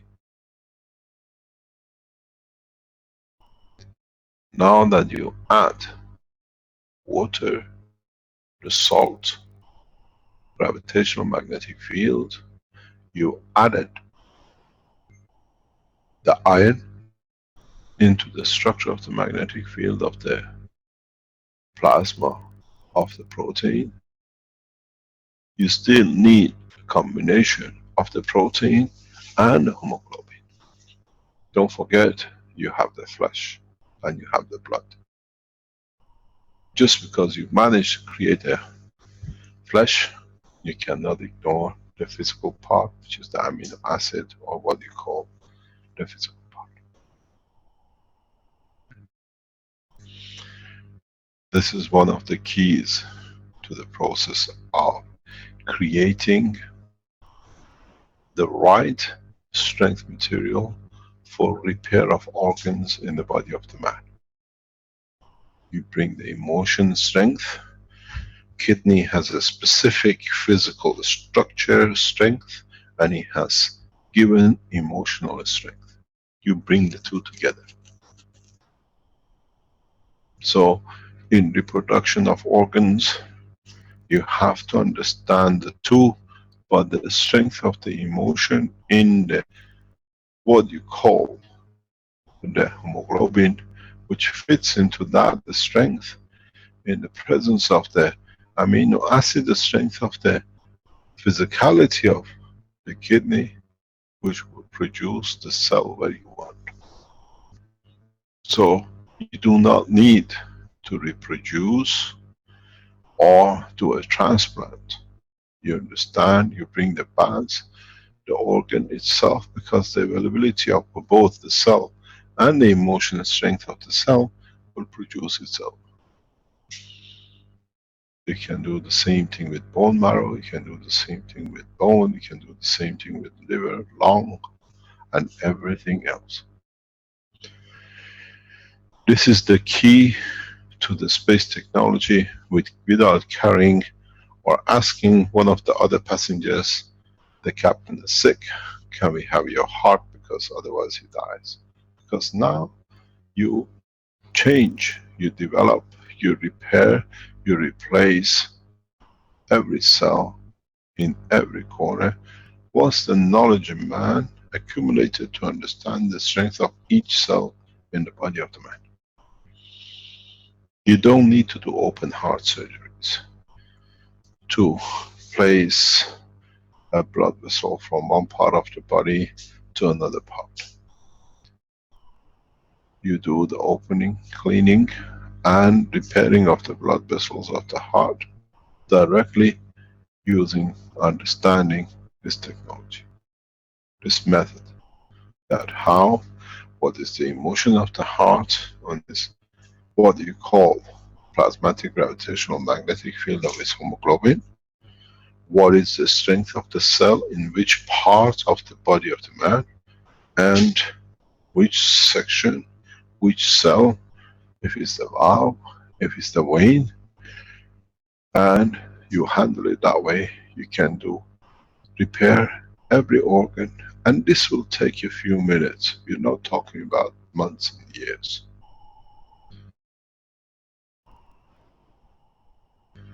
If you understood the replacement of the tail of a reptile when it cuts and it grows back, and you understood the process of the nanotechnology and the GANs, and now with the hemoglobin and with the presence of the amino acid of the calcium and its blood level strength hemoglobin, you can grow your finger within minutes.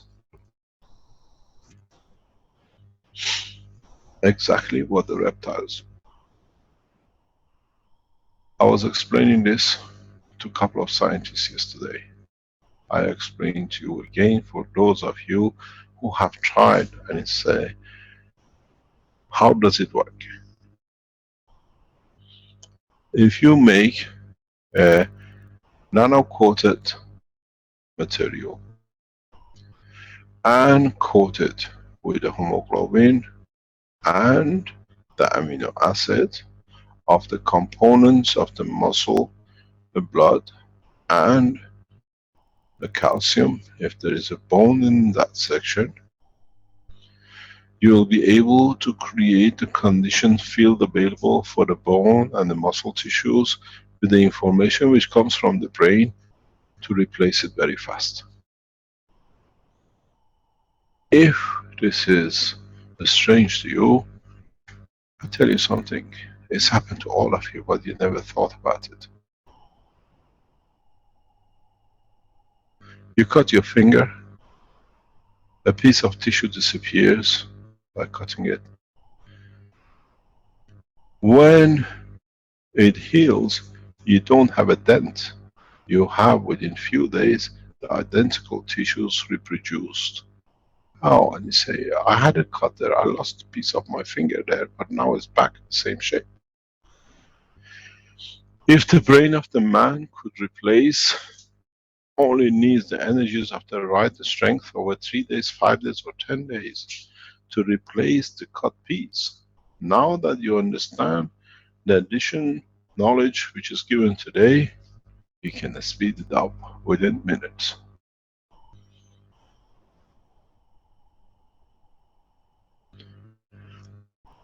Now you understand how no man should be walking because of a mine on the land.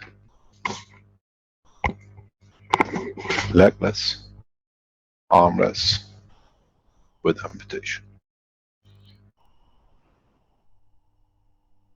There shall be no man with no legs once we finish with this technology.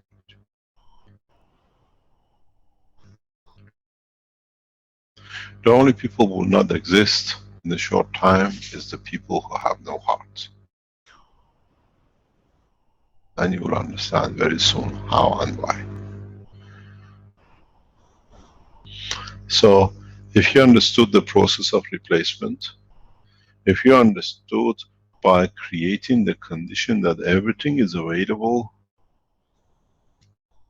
you understand the man now has the knowledge to do what has been his dream. to regrow parts of the body. Exactly as I said, with the tail of reptiles. What does a reptile do? When you cut, when it loses, or its tail gets chopped off, due to the structure of its brain and the symmetry of the shape, go back to the Chinese cooking. Go back to what we taught you about wok. Go back to when I said to you that man has been a nano maker all his life, but he never knew. What does the Chinese man do? The Chinaman, what he does, he puts a steel pan on a fire, heats it up. And he heats up so high that it creates a nano coating. You do it with a fire coating on your coils. You do the same thing as the Chinaman. So does the reptile. At the point where the tail is cut, due to the high energy, it releases such a heat that immediately it seals its last layer to a nanomaterial. It receives the energy. Now the tail to the brain, information comes, and that information carries the information of the replacement. So the brain never sees that the energy is lost. The phantom pain is the cause of the stop of the growth of a cell, of a tail. But because the animal has created nanomaterial at a high temperature at a point of cut, it absorbs all the energy. So the brain does not see the loss of the tail because the information is absorbed by the wall, by the high temperature cells which he has produced. Now, in that process of high temperature production, don't forget you made the nanomaterial of the copper and the gans of the copper itself. The nano coating the animal has created is of the elements of its own creation. It's skin, it's blood, it's muscle, it's bone. It hasn't come from outside. It's not a copper plate, but it's a nano gans state, its own. Now it's your hemoglobin in it too. It carries the emotion of it too. So as the brain does not see it, that is lost, is nano coated, it absorbs. But the nano coating itself create the environment, gravitational magnetic field of the hemoglobin and the amino acid which created itself. The body grows. As the information comes, it replaces it very rapidly, because if the energy absorbed rapid, it means it has to come more. It's done, I need the next one. You get the growth of the tail. The tip of the tail does not grow that you see the animal, a gap and the tail in the back, a little piece following it. It comes from point of the gut growing out. This is how I grew the toe. Those of you who tried to use a nano plate and you couldn't see anything because you haven't put the other half of the ingredient. And at that time you could not teach because you were not ready to understand it. Now in the space technology, in the space you lose a leg, very easy. You have the tools, everything is available. We cannot create the high temperature to create the nanomaterial. That's why whenever we get a cut, we have a problem with the skin production. We have a cut, we have a problem with curvature and the point of production. Because the nano coating, the nanomaterial, the gans of the amino acid of the bone is missing. So you add it there, it's available. You produce in no time. You have a burn, first degree, second degree, third degree, whatever. If you understood the process, within hours, there'll be no burn. And because you have created the exact process as the body of the man, there'll be no scars. Nobody will ever see you having a burn, a scar. You do the same thing with a cut. Nobody can say, oh, you lost your leg because there's a mark here. Because it's done by the body, it becomes homogeneous. In space, you will never lose anything because you know, lost, I can repair it. Man had this knowledge. In the brain of the man, the knowledge of replacement exists because that's how we reproduce. But the replacement in mass, because of the huge amount of energy we use to create that nanomaterial, has gone. So we stack it up. But with this process, you can help it rapidly. You can adjust it, that it fixed.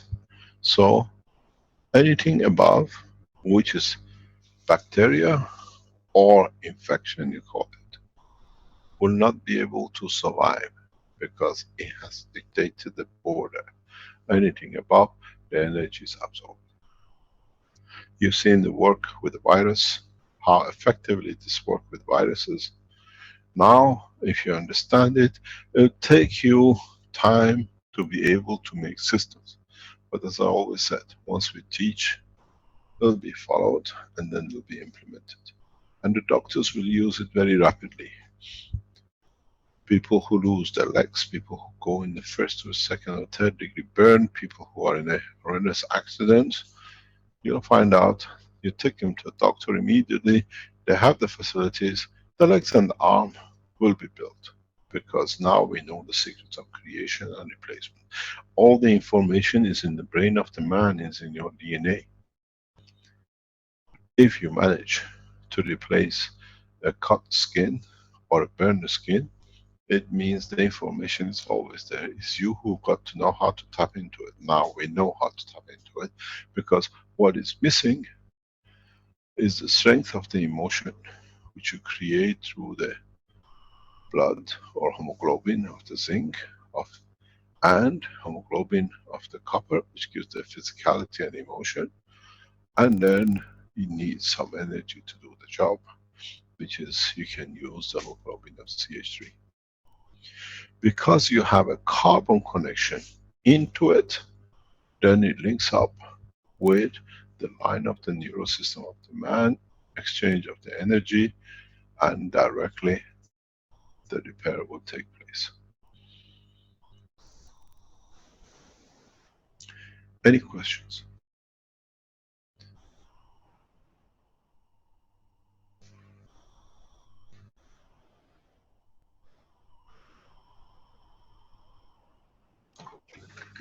Thank you, Mr. Keshe.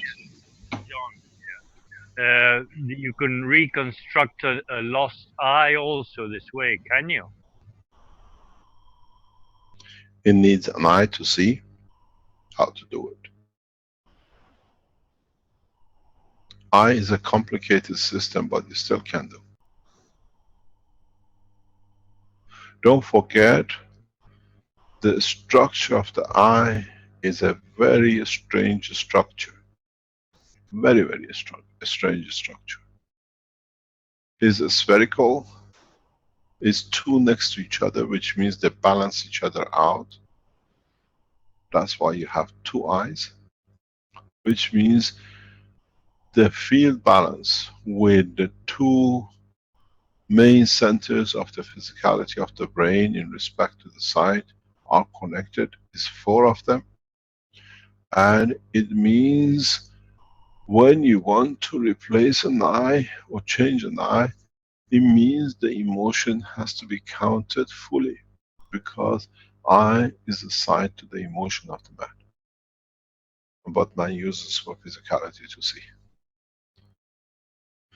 So, do you want to see the harshness of the planet or whatever?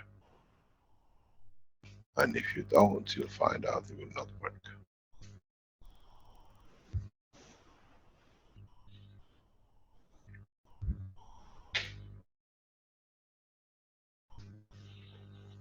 Thank you.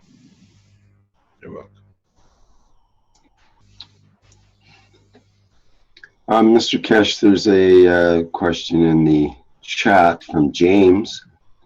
It goes, if the place of the soul of the man is in a cavity in the brain center, where is the seat of the soul of the creator in the human physicality? Could you discuss the role of the heart? Can you explain, please? I'd have to get James perhaps to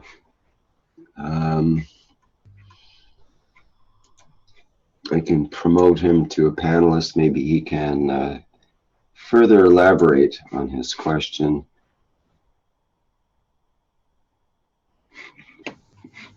James, do you want to go? Do you want to say something there?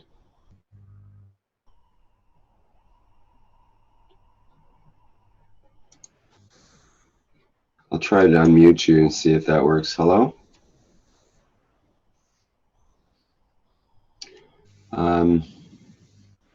James, are you able to speak? Apparently not. I'm not getting the microphone coming through on his system there. So perhaps I can just rephrase the question or restate it. He's saying, if the place of the soul of the man is in a cavity in the brain center, where is the seat of the soul of the creator in the human physicality? Ha ha ha. Doesn't mean it's in there, but it means you have a connection. Remember the connection between the two plasma poles? You create one half of the other and you get the feed from it. And you can take as much as you can physically absorb and no more. The soul of the creator is not within the body of the man, but is connected through the fields to the soul of the man.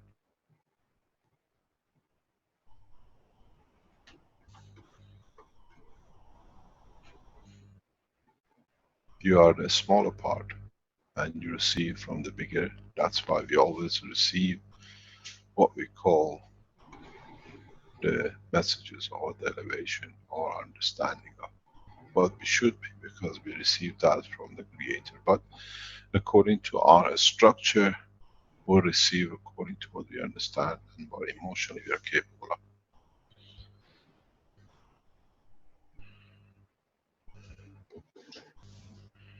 And how would you describe, or could you discuss the role of the heart in that? I know you've mentioned the heart before in some of the teachings.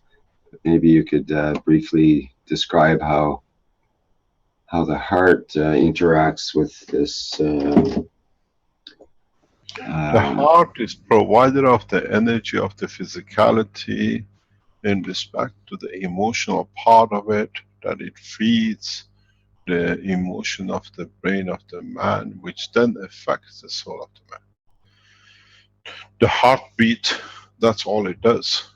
Look, I was explaining this in the teachings yesterday, I think.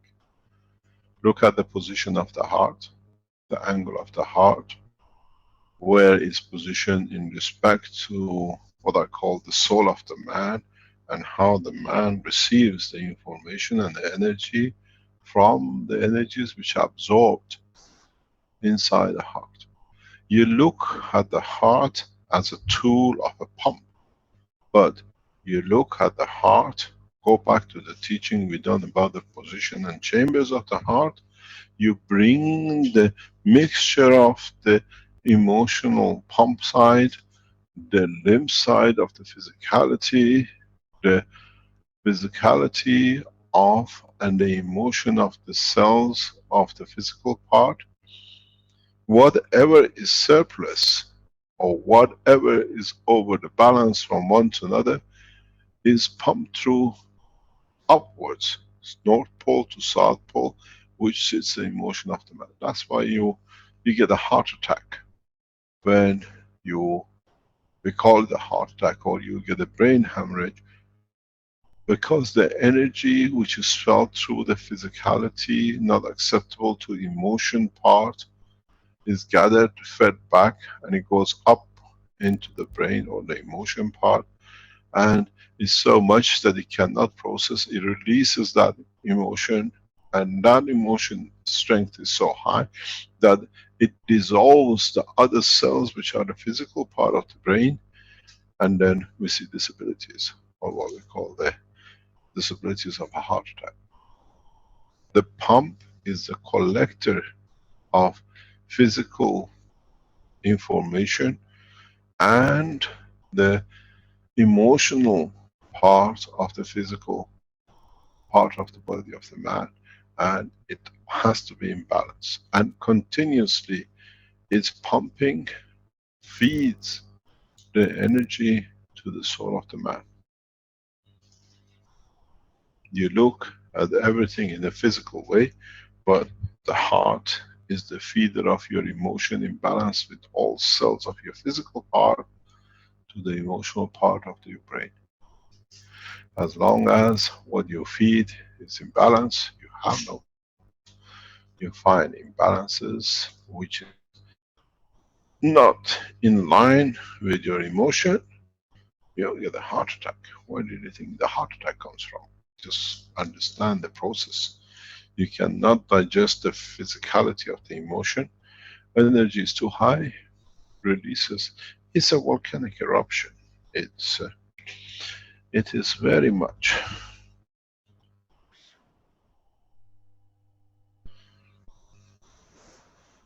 You have the heart, you have the soul of the man and the emotion of the man in the brain. When the mixture is not right, there's surplus energy, it does. If you look at it, this is the job of your lung and your heart, a feedback system.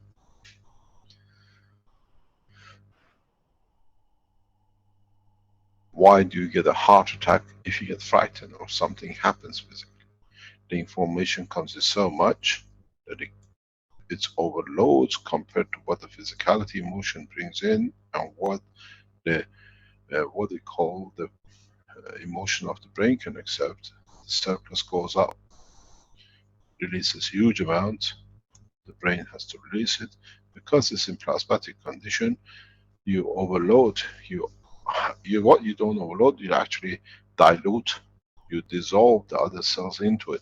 This is what we do in space technology. In space technology, we create a shield, and in deep space, you're going through a shower of meteorites. You create a field which is stronger than the meteorite you're encountering. So the energy don't blow every single piece of dust away. You create such an energy that becomes part of it. It adds to it. This is what you do with the cancer cells when you remove the cancer cells. You take the highest order of the field and it dissolves and it opens. But because here immediately hits the physicality of the brain, voila, it dissolves the cells. And as I've said in the teaching before, if you look, this is your brain, and the emotion comes, the energy opens up. We see damages to the upper arm, we see damages to the lower arm. If the field energy is so huge that it cannot release in that tunnel, it releases right across.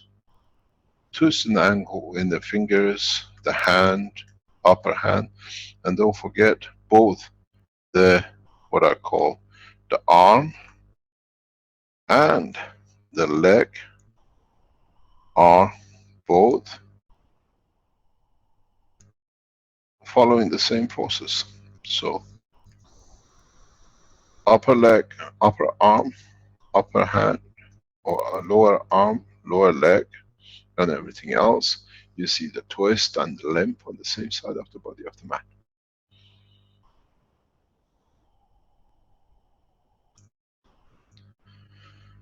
I explained this in the teachings in the past couple of days.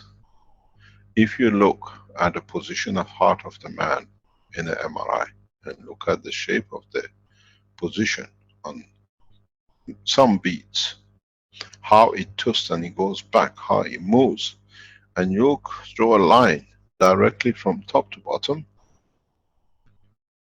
you can tell how and who will have a heart attack at what level. All of us can have a heart attack, which means your brain hemorrhage you can have as well through without a heart attack, but at different strength.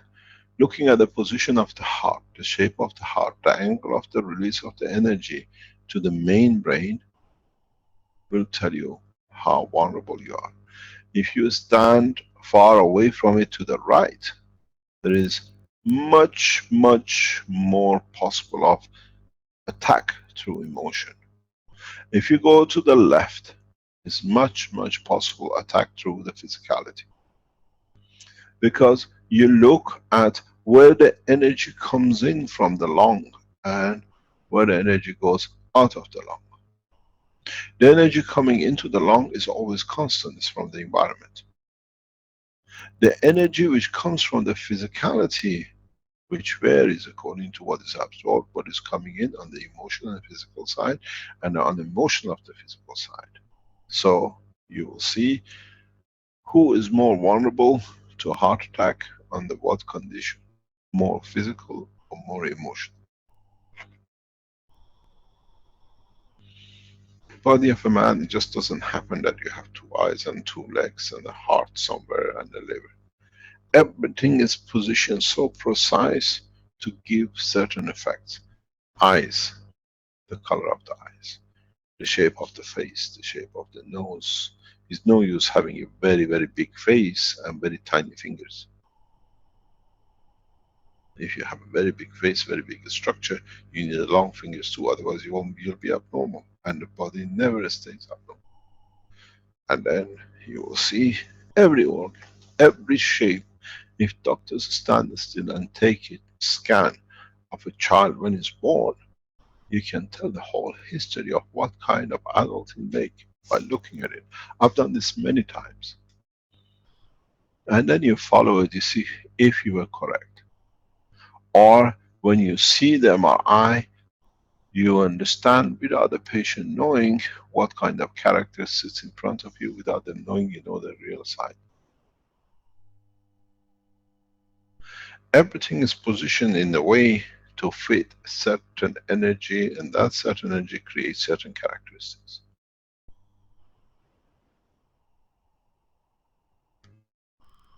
There is a very nice research done. There is research done some years ago. I used to have the paper. It says 85% of the men who are shorter, and then it goes to the height, by height, how much shorter. The man stands just to the forehead, stands to the eye level, stands to the nose level, stands to the mouth, and stands to the heart. It shows the degree of their adultery to their partner. And 85%, according to the survey, the research, the men who are shorter than their partner are unfaithful to them, because they stand below and they want to be higher, and they want to satisfy that emotion that they exist too, and the existence comes to give somewhere to take some. So every height, every relationship in the emotion, everything in the physicality of the man has consequences in behavior, in emotion, and in the soul.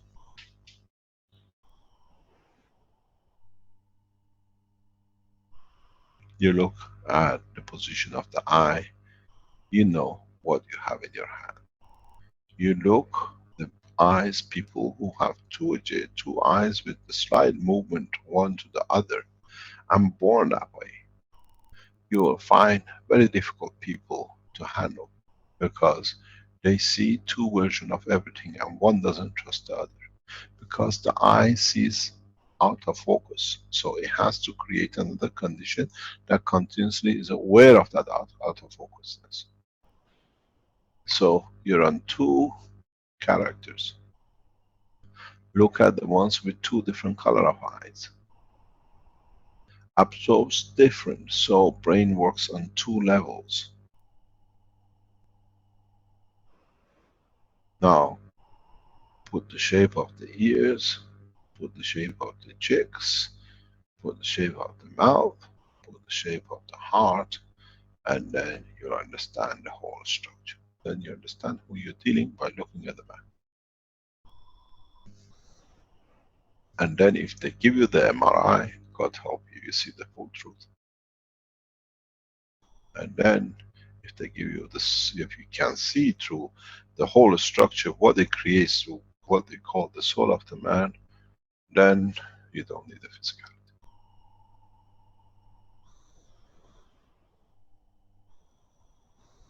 You are getting there very, very fast. You get educated very, very fast.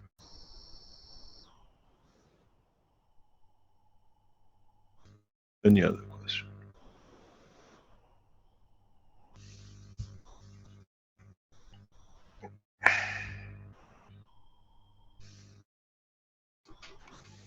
Okay, Paul, I think, had a question. Are you there, Paul?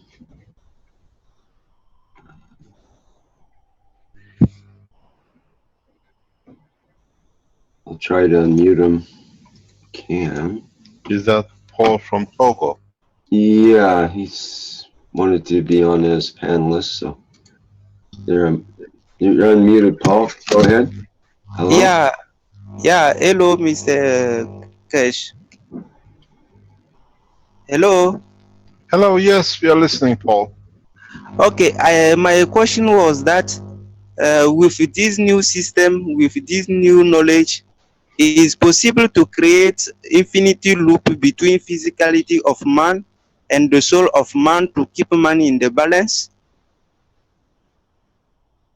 Yes, but don't forget the soul is very powerful compared to the physicality. You So have to find the right balance. So if we have managed to create this infinity loop between physicality and the soul of man, in this case, man will not need to eat or to be in sickness. This was my intention. More or less, because you satisfy the need Okay. through absorption. Paul, are you going to present your paper by Zoom in the conference in Accra this next week? Yes, Mr. Keshe.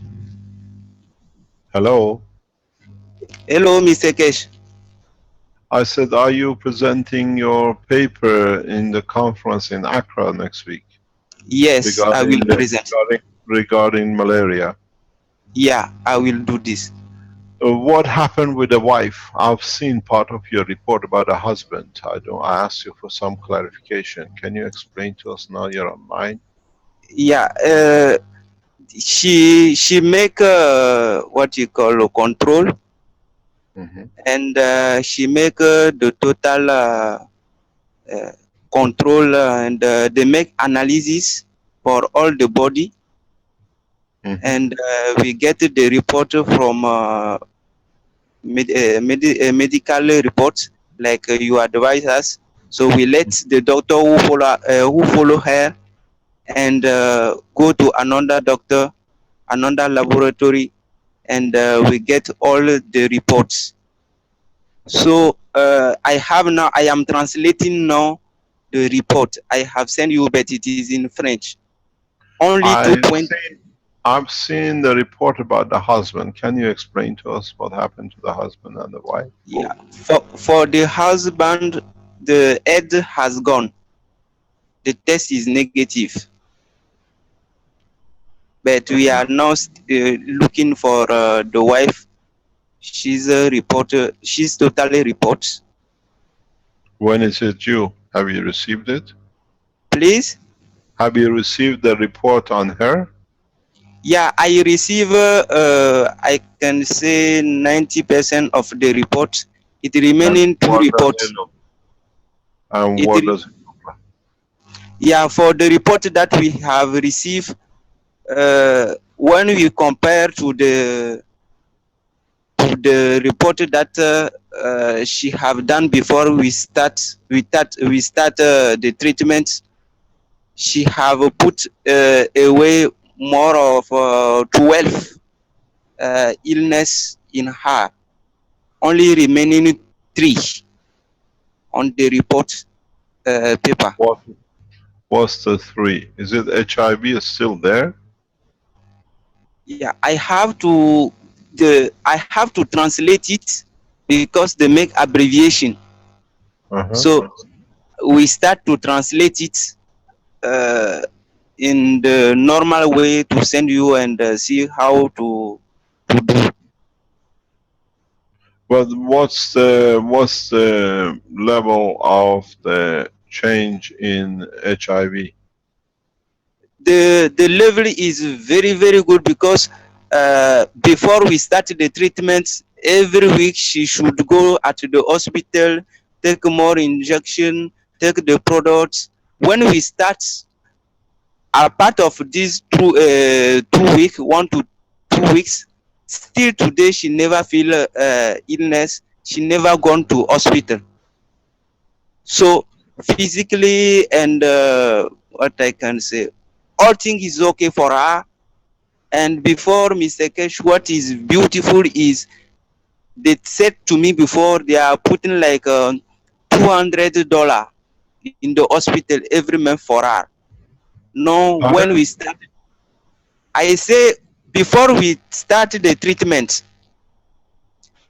yeah, they were spending like $200 per month for his health, for his for his treatment at the hospital. So when we started the treatment until today, they never spent this money for going hospital. So that is very good for all the family, and the whole family is dancing every day. They are very, very happy. His children, doctors, she also, his husband, all is in happy. Yeah, but what we are looking is what is the response with HIV? That's what I'm trying to. Yeah, this is the report I am looking for. So this week we have to get it. The problem is for the patients of AIDS, they government make them registration in one logiciel. So when they go to another doctor, they will send them back to their own doctors. So we get 90% of the report. Now it remaining 2 reports, 2 medical reports, one for the final test for AIDS for her, and another one. So would you receive that before Tuesday, where you're going to submit the paper, or Monday? Okay, I will do my best. Yeah. When I finish, As we say in Africa, do your level best. Thank you. And we'll see, because I think if you could let Benjamin know, he can organize it, that you will show your paper in the first day in the conference. As you know, it's all African presentation conference, and it'll be a major point for what you call for presentation in Africa. Thousands of people losing their lives to HIV every year here, and it's very important, because when you submit the medical reports and doctor reports, it gives it a lot of strength and credibility. Okay, thank you. And Mr. Kesh, I have no more than 25 patients for AIDS around the world by internet, and in Togo here more than 6.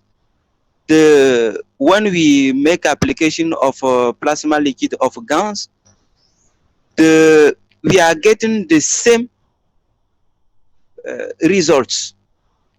What do you mean?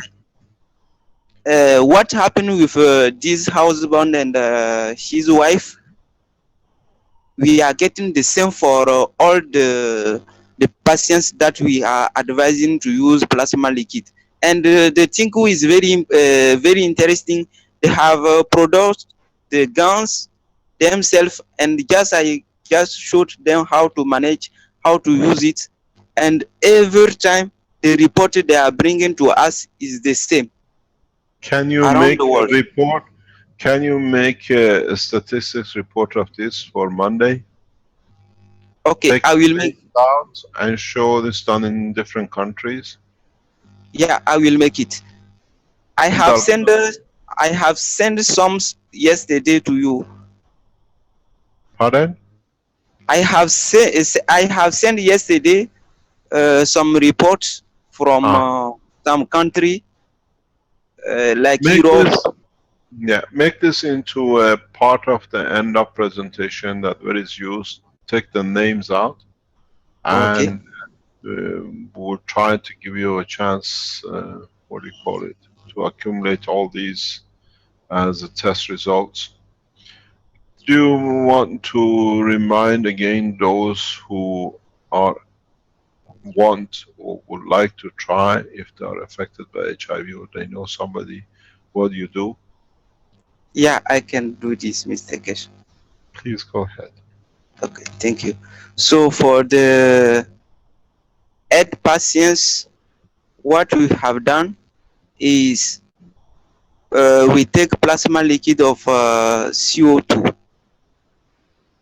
and we mix it in the water of drink of our patients, in the water of house using, and we put it for also the water for bathing and washing the house, washing cooking material, and all the thing with CO2 plasma liquids. The reason that we have done it is to Can you create. repeat again? Repeat again, please. Make it clear. Okay, so we make plasma liquid of CO2. Yeah. For the first time. Mm-hmm. And this plasma liquid of CO2, the patients use it for drinking. They use it for cooking. They use it for washing. They use it for bathing. They use it for cleaning the house and other things. I was saying that the way that we have advised this way is to create plasma environments for the patients, because we have understand by your explanation that if we create the field, our body can interact with this field. So the reason was to create the environment, plasma environment for our patients. So when we make it for CO2, our patients has used it by drinking, bathing, cooking, so doing everything with this. So the day we start with this, the patient is not drinking another water. The patient is not bathing with another water where we cannot get plasma liquid of CO2 and washing house, everything. So when the patient starts with these 2 days,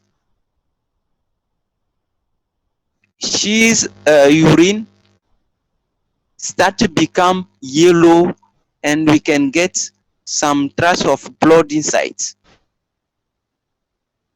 And we was advising our patients to continue.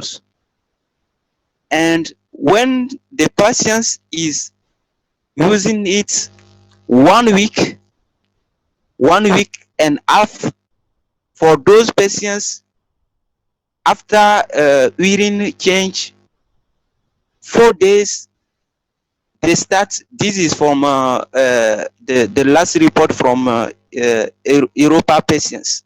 But for African, we have we have seen that 1 week and 1 week and a half, their health become decrease.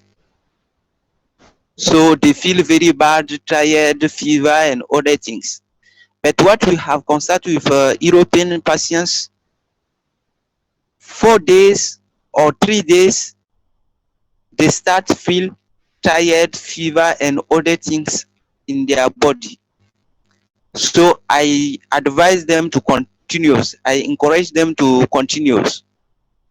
And when they continues with plasma liquid of CO2, end of the second week, their health becomes established. And then we decide to mix zinc oxide, CO plus CO2 and CH3 plasma liquid for their drinking, bathing, washing, and doing everything with this. So when they start this process, they are reporting that they become more and more stronger, and they are feeling more and more in life. So for Togolese patients, we have done with this husband and his wife, and the husband, according to the report, medical report that we get, she said is negative. He don't have no AIDS. And when we analyze the medical report for the his wife, according to the first one she done before we start the treatment, where she get more than 15 illness in her. No, on the report we get only 3 with this process. So this is what we have done, Mr. Keshe.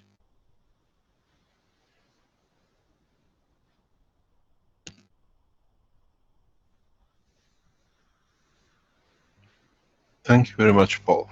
So Thank you. I've noticed in one of the reports, if I'm lady from Europe had a different problem than AIDS, and she has reported change.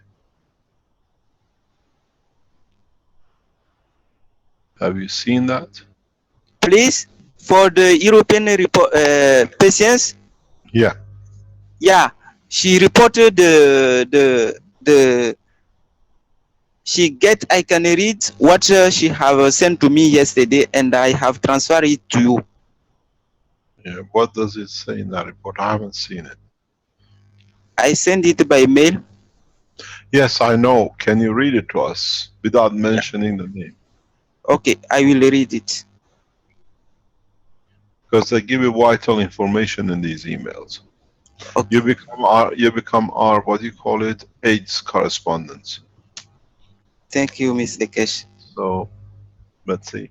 I hope in conference in Accra, you Okay. have a large number of doctors present, that especially from the government side, that you can show enough documentation that they will carry on forward with this process for the trials. Okay, thank you. So I can read something. I have to tell you something. I'll let you explain. It's fantastic what you're doing. Keshe Foundation, through its process, has developed a new way to handle AIDS and HIV. Very effective within 3 days. And the what do you call it? The scientists will explain the process. The way you've done that needs that process needs physicians, where the process you go, anybody can do at home. And what you're doing is fantastic. It's a pleasure to hear and to see. Thank you, Mr. Keshe. So I can read what she sent to me. Yes? He say, I feel more strong. I make today echography. I am okay. My pancreas have some little tumor with water at 34 millimeter. Doctor say is not dangerous, is not cancer. It's full of water.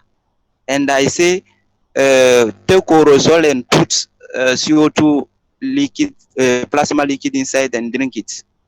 And he say, doctor say it's not possible to cure. I say, this is the patient say, I say it's possible. And I respond to her, in their world it is not possible, but now we are in the period of the new science with new power. So don't listen to them, just go to the process. And she respond to me, she say, I just smile and I say, be fine and we will see. And last year I have kidney stone, disease or another things. Today they don't appear at ultrasound. So when she make son, kidney and all thing has gone. Everything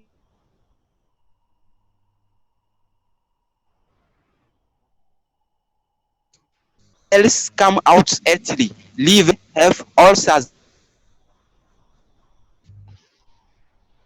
Hello, Paul. Could you say that last sentence again? We lost you there a bit.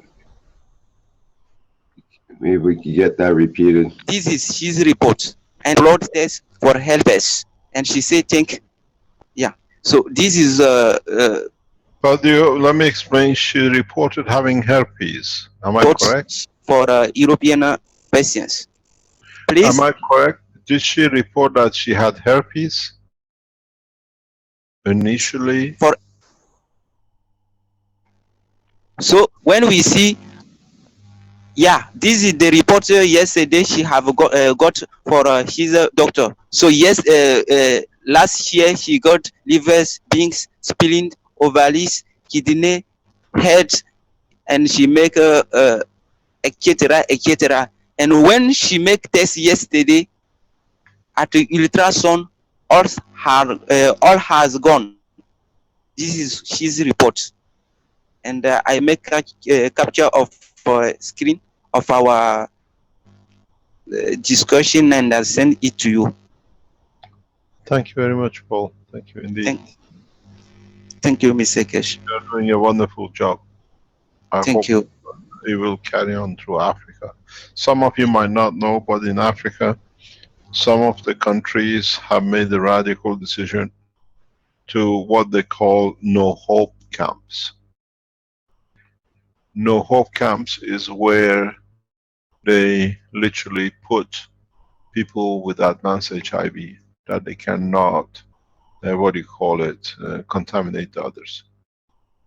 These no hope camps, sometimes several hundred people, a couple of thousand people in some are kept because they don't want by isolation. They leave them in there, they feed them and they look after them as much as possible in African level. Just to be there that they can contain the spread. And they literally die in these no hope camps. One of our targets in development in Africa is to get access to one of these no hope camps and literally go through the process of, as we said, the new technology, maybe in conjunction with what Paul has achieved, that we can change a lot of people who've been sentenced literally to die in these no hope camps to be able to go back to their society, back to their family. AIDS has played a massive game in disbalancing the economy of some nations of Africa. Maybe with this we can change position. This is why I follow the work of Paul very closely. I have worked in Africa for decades. I've seen the devastation AIDS has brought into certain villages and towns and families. In some cases, we have seen grandparents bringing up children, their grandchildren, because both parents are lost. And not only one, they've lost 2 or 3 children, and they're looking after all the grandchildren. And in cases, children are not kept and literally put out of the village because they can't afford looking after them.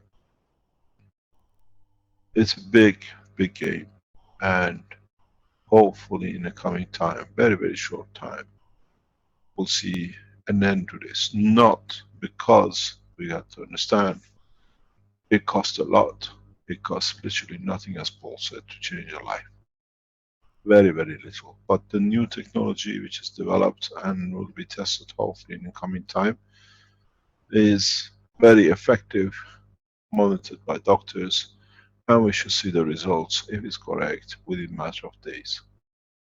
And as they cannot find any, what I call, elements of AIDS in the body of the man in such a rapid way, I think it will take time for African nations to digest its development. But it's one of the powerful ways you can prove it. And this is important for a lot of us. We have entered a new dimension in plasma technology, and we release it as people are getting ready for it to understand more of. The biggest problem will be pharmaceuticals, because they've invested billions out of pension funds, which they have to pay back people to live. So they create opposition and FDA. So very soon, if you have AIDS in America or in Europe, and you don't want to be in the tangle of dying because of somebody in there has paid a lot of money to get a license, and they try to enforce it, go to Africa. It's your only life of survival. You can get processed, or you do it yourself the way Paul explains, and you walk out of it. The same situation is prevailing on cancer. The achievement in cancer research and other diseases is the breakthrough in plasma technology. We will see huge opposition by major corporations. But in fact, major corporations have no say when it comes to the life of a man who can help himself. We teach this on open channels in Africa because we have to. Europe doesn't suffer so much from AIDS than Africa does. And as you know, part of it was spread by clinical trial mistakes and errors, or desperation, or deliberately. It's no good blaming anybody, because blame doesn't solve the problem.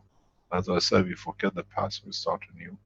So we launch this new technology. Hopefully the people who are in Ghana will start the process, and in the coming time with a conference in Rome, we'll expand it.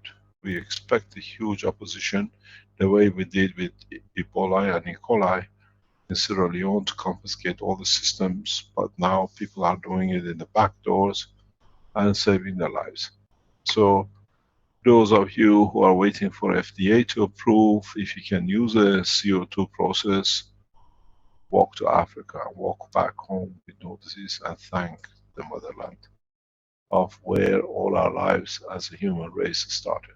We go back to where we started, where we are safe, to find salvation.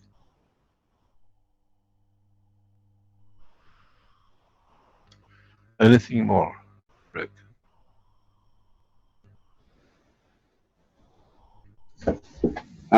There's always more, Mr. Keshe.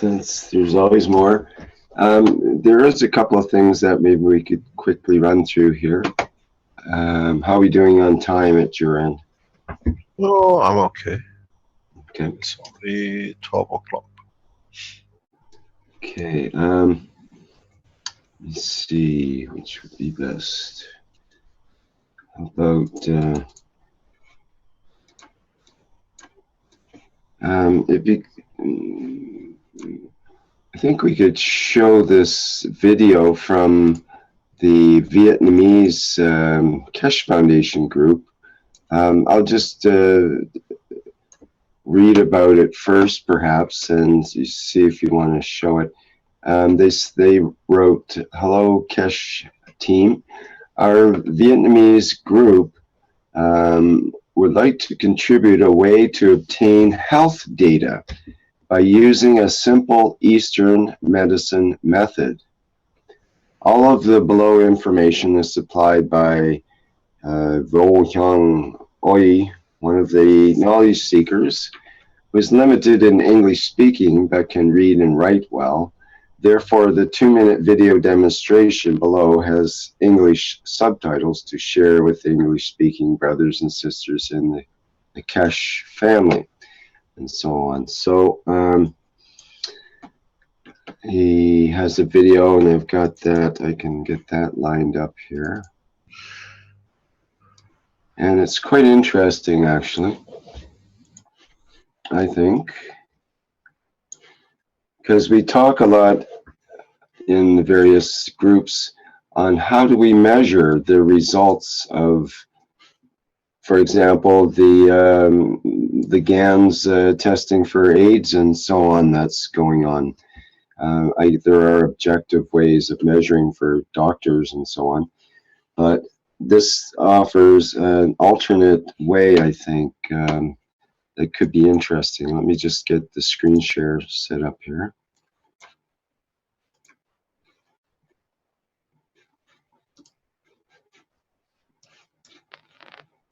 And make it a bit smaller. Okay.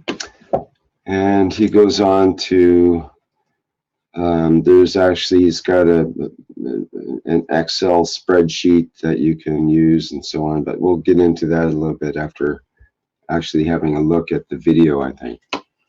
Okay, so you should be able to see that there, I think, the first picture of the video. And hopefully the sound will come through. Let's give that a go. Bắt đầu đi. Sau đây tôi sẽ hướng dẫn các bạn kiểm tra sức khỏe bằng phương pháp đo kinh lạc của y học cổ truyền. I see we don't have the English subtitles in this version of the video. Okay, well, we'll just have to go with what we see here, and the idea what he's talking about, which is, let me just say that, which is the idea is a health data of the GANs by thermometer, and it's a simple method of Eastern medicine to measure the health effect of GANs on our body by using any baby thermometer to take the readings at 12 nerve points on our fingers and toes. You measure it before and after the GANs treatment to know your progress. So I'll just play through. It's a fairly quick video here. Việt Nam. Để cho đơn giản thì chúng tôi đã đánh số ở đây từ 1, 2, 3, 4 cho tới 12. Đó theo thứ tự mà các bạn sẽ phải đo. Và vị trí những điểm cần đo thì tôi đã ghi chú trên hình. Đây là trên tay. Dưới này là vùng chân. Đó. Các bạn chú ý. Tôi sẽ đo mẫu cho các bạn một lần.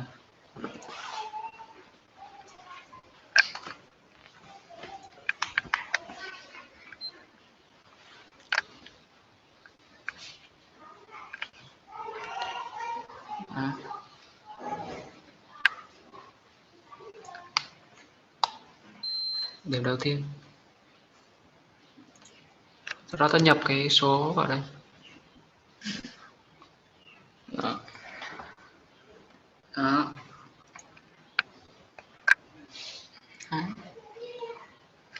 Ứng với các vị trí đây là như tay trái, đây là vị trí 1, 2, 3, 4, 5, 6.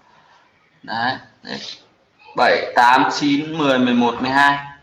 Và với chân thì cũng tương tự như thế. Chúng ta đo từ bên trái sang bên phải. Trái là 1, 2, 3, 4, 5, 6, 7, 8, 9, 10, 11, 12. Như trên hình. Ở chân thì ta đo điểm này, điểm này, Vẫn ngược dòng xe thôi. điểm này, điểm này, điểm này. I'm going to stop the video here and show the same video on YouTube where it does have the English subtitles, so we should be able to actually make more sense of it for those of us that don't know the Vietnamese language well. Okay, so let me just get that set up in the live stream here. It should go fairly quickly. There we go. Okay, and new screen share to this one.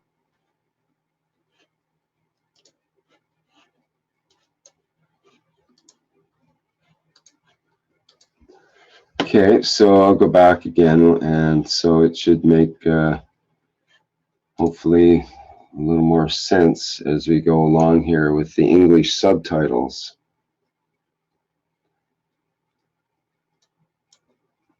Rồi bắt đầu đi. Sau đây tôi sẽ hướng dẫn các bạn kiểm tra sức khỏe bằng phương pháp đo kinh lạc của y học cổ truyền Việt Nam.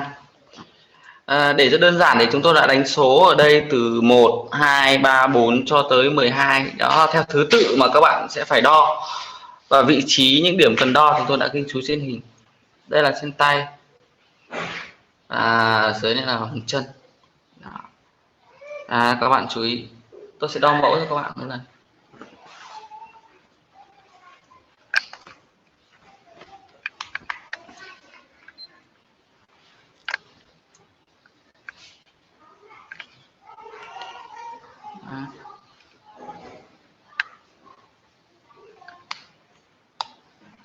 Điểm đầu tiên. Sau đó ta nhập cái số vào đây. Đó. Đó.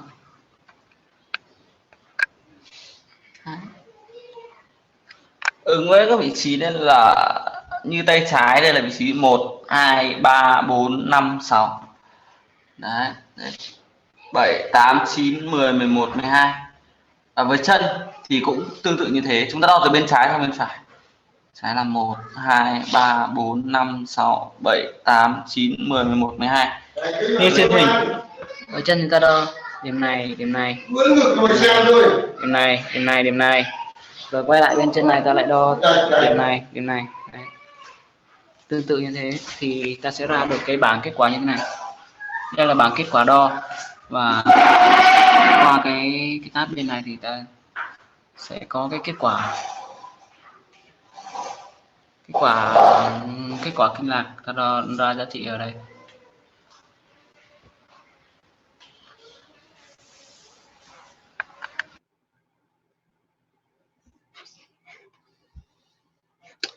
Okay, well, you can get the idea there of what they're doing with the measuring the temperature with the nerve points.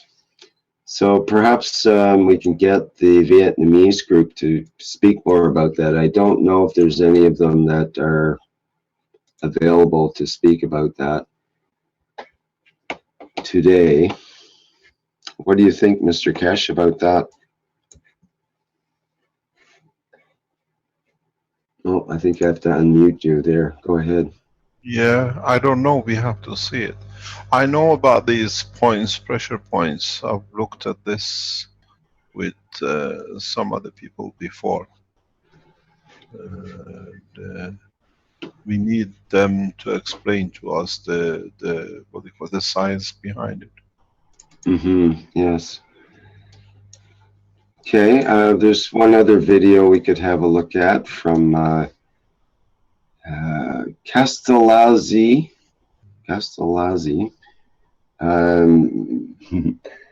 Massimiliano from Italy, and this is on the it's a test, once again a test, but it's for the health pain pen, the Keshe Health Pain Pen test.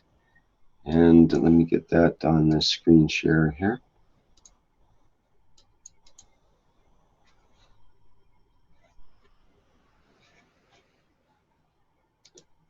Okay. There we go. So let's just play this through. It's a minute or two long, and it should be, I believe, sort of self-explanatory, although I'm not clear on the exact apparatus here. We've seen similar apparatuses before, but let's have a look at this one.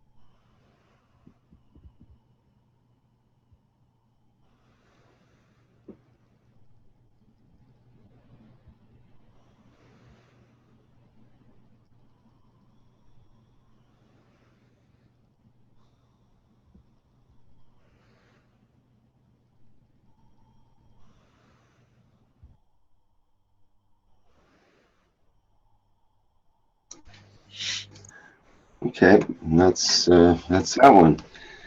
So we've seen similar instrument that you can buy that has a disc on it that you can hold your hands around it or influence it in different ways, and it'll rotate.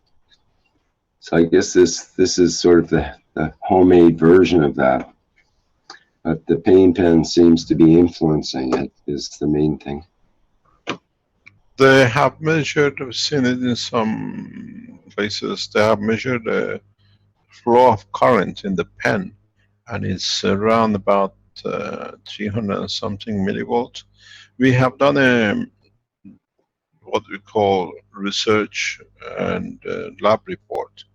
Very, very interesting is that the laboratory test for what we're trying to do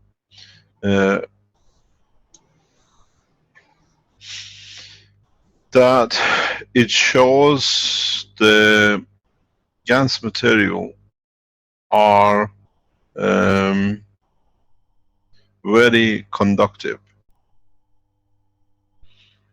and the conductivity is very high. This is very unusual for the water, the way it is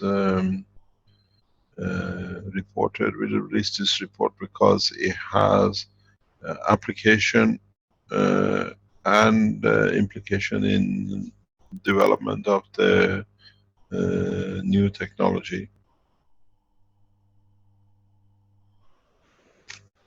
So the interaction, why they move, now we can see, is totally dependent on the field flow. It's a magnetic gravitational field flow that on a DC you see this can go up to 300 millivolts. So it's a spread of the field energy.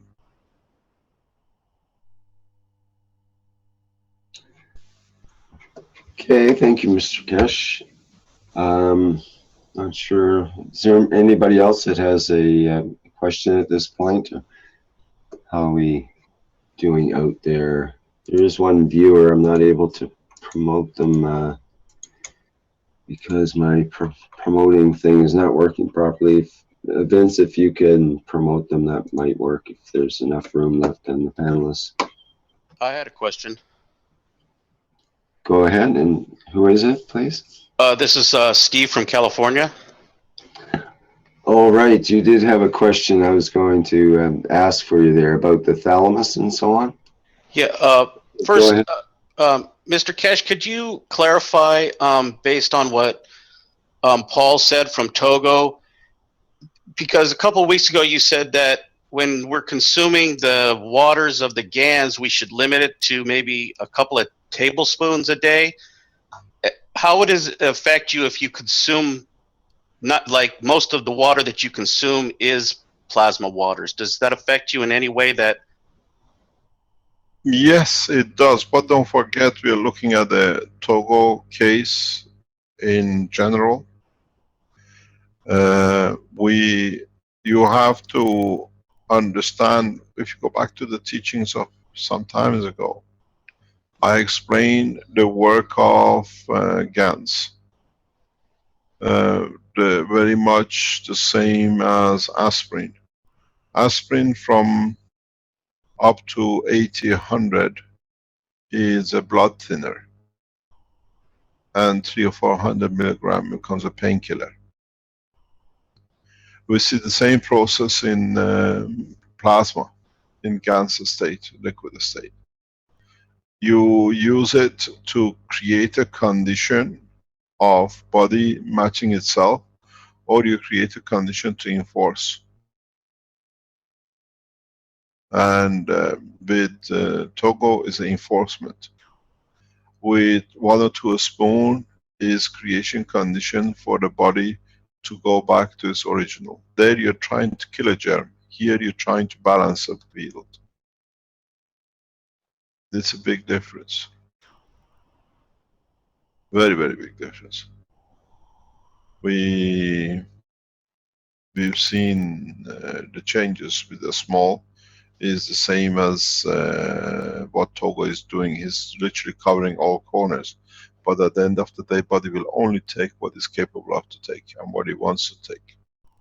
But that's why I said we are watching this, because this is a huge change, and it literally changes the whole environment of the house, the body, internal, external. And with 1 or 2 spoon, we are not looking at change, but we're looking at bringing a balance in. That's the difference, and I still keep the recommendation to the same, because this is a trial we watch, and we will gather the knowledge. The process goes very much as we explained in agriculture, where when you feed the land or you water the land with the GANs, you don't actually water the land, that the energy of the CO2 is absorbed by the plant. You create what I call a greenhouse. You create a shield, that anything in that zone behaves like what you call a greenhouse effect. You create the environment. This is why when you use CO2 gas, water, or you use water which is energized with CO2, as we've seen with water agriculture, you actually can throw the greenhouse away if you're working under cover. This is continuous presence and creating a condition. And we've seen this in agriculture very clearly. Do you want to stop sharing? I can explain. I explained this before in the teaching.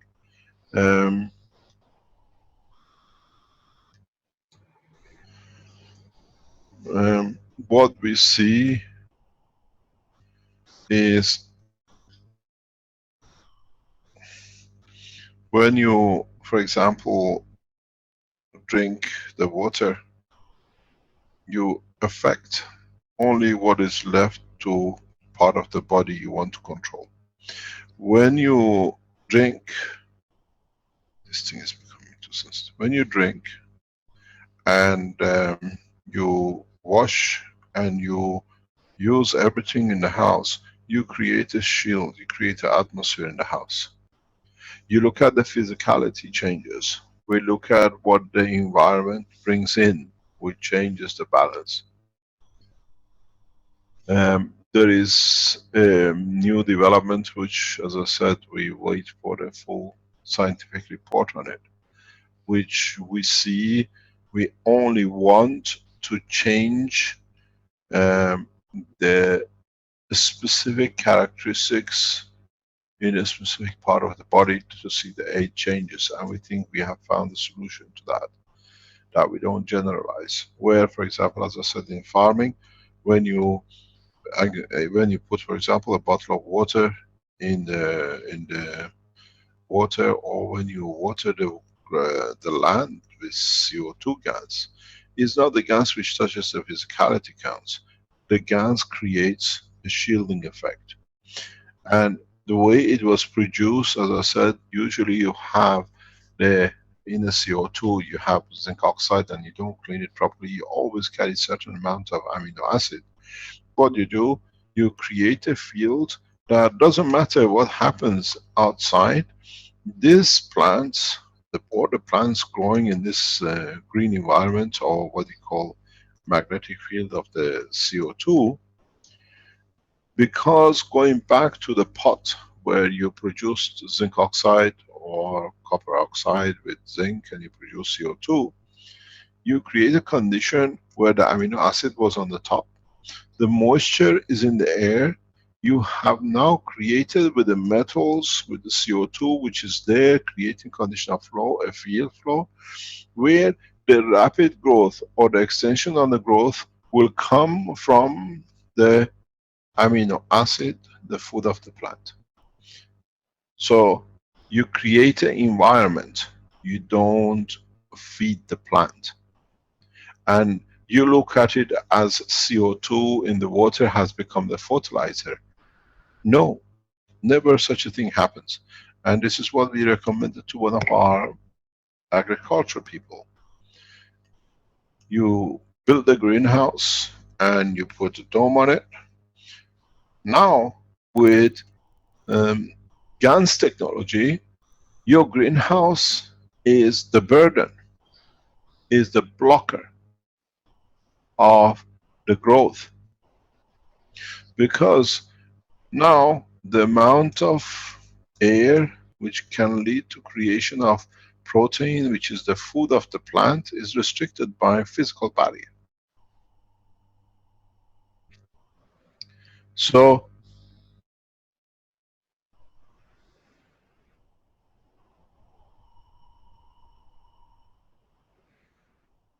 when you understand that even the plants absorb protein from the environment of their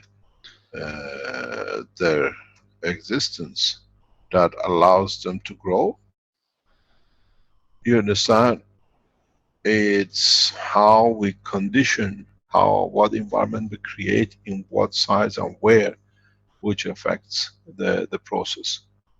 This is what we suggested to the people. That's why we see people who use the CO2 or nanomaterials in open farm, their harvest goes crazy. They produce so much because now they have created what I call gravitational magnetic shield, which is due to the way they started the production of CO2, absorbs continuously like the protein on top of the water, but this time the protein continuously comes on the leaves. So the leaves receive, as part of the digestion system, the protein they need. And they receive more than they actually need. So they grow more, they create more fruit. And you look at it that, oh, we water with the CO2 becomes the fertilizer. No, the reality is you change the environment. And in this environment, you'll find out a lot of parasites and other things cannot exist. This is what I call about changing, understanding the totality. And the beauty of it is, this shielding, this greenhouse, makes the whole vegetation immune to temperature difference, to heat of the place and everything else. And the beauty with it is, you can cultivate on it year after year. The GANs will not die, the effects of it will be there. In the coming months, we test this in agricultural land and we report it to you.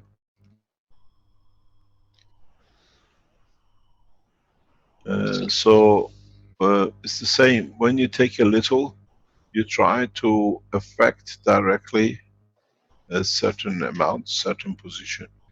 When you, the virus of the HIV, it's in a way Paul is forcing it, where with a small amount You create a different condition and you allow it to happen. And we see now very, very small amounts, very small amounts used in the right way can give a faster results and much more effective results. But as I said, the data is to come and then we release it. And this time the research is done in conjunction with scientists who will announce very soon the expand the Keshe Foundation research team. Hopefully within next few weeks we make this announcement. The Keshe Foundation research support team will increase to about 1,000 people worldwide. Arrangement has been made, understanding, so we have signed agreements, and these are cream of the scientists worldwide. We are opening what we call in conjunction with number of government center of excellence for plasma technology. So my question that I wanted to ask was that I created the GANs of the thalamus with the intention of changing the ethos on this planet, and you're looking at the wrong end.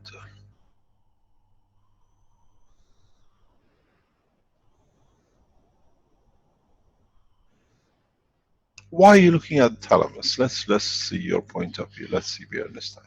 You mentioned in the past that the soul resides in the center of the brain, and that this small. A lot of you assume it's thalamus. Okay. Okay, it's your assumption. I didn't say that. Okay. And the strange thing is, it has no physicality.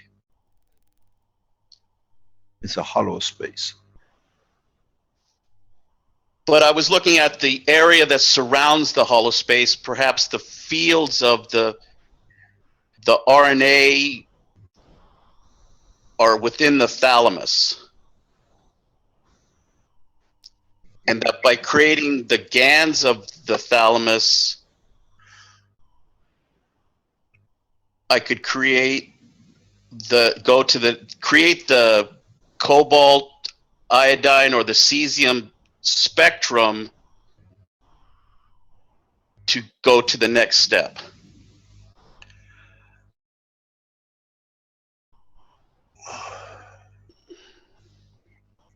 As I always say, try it, why not?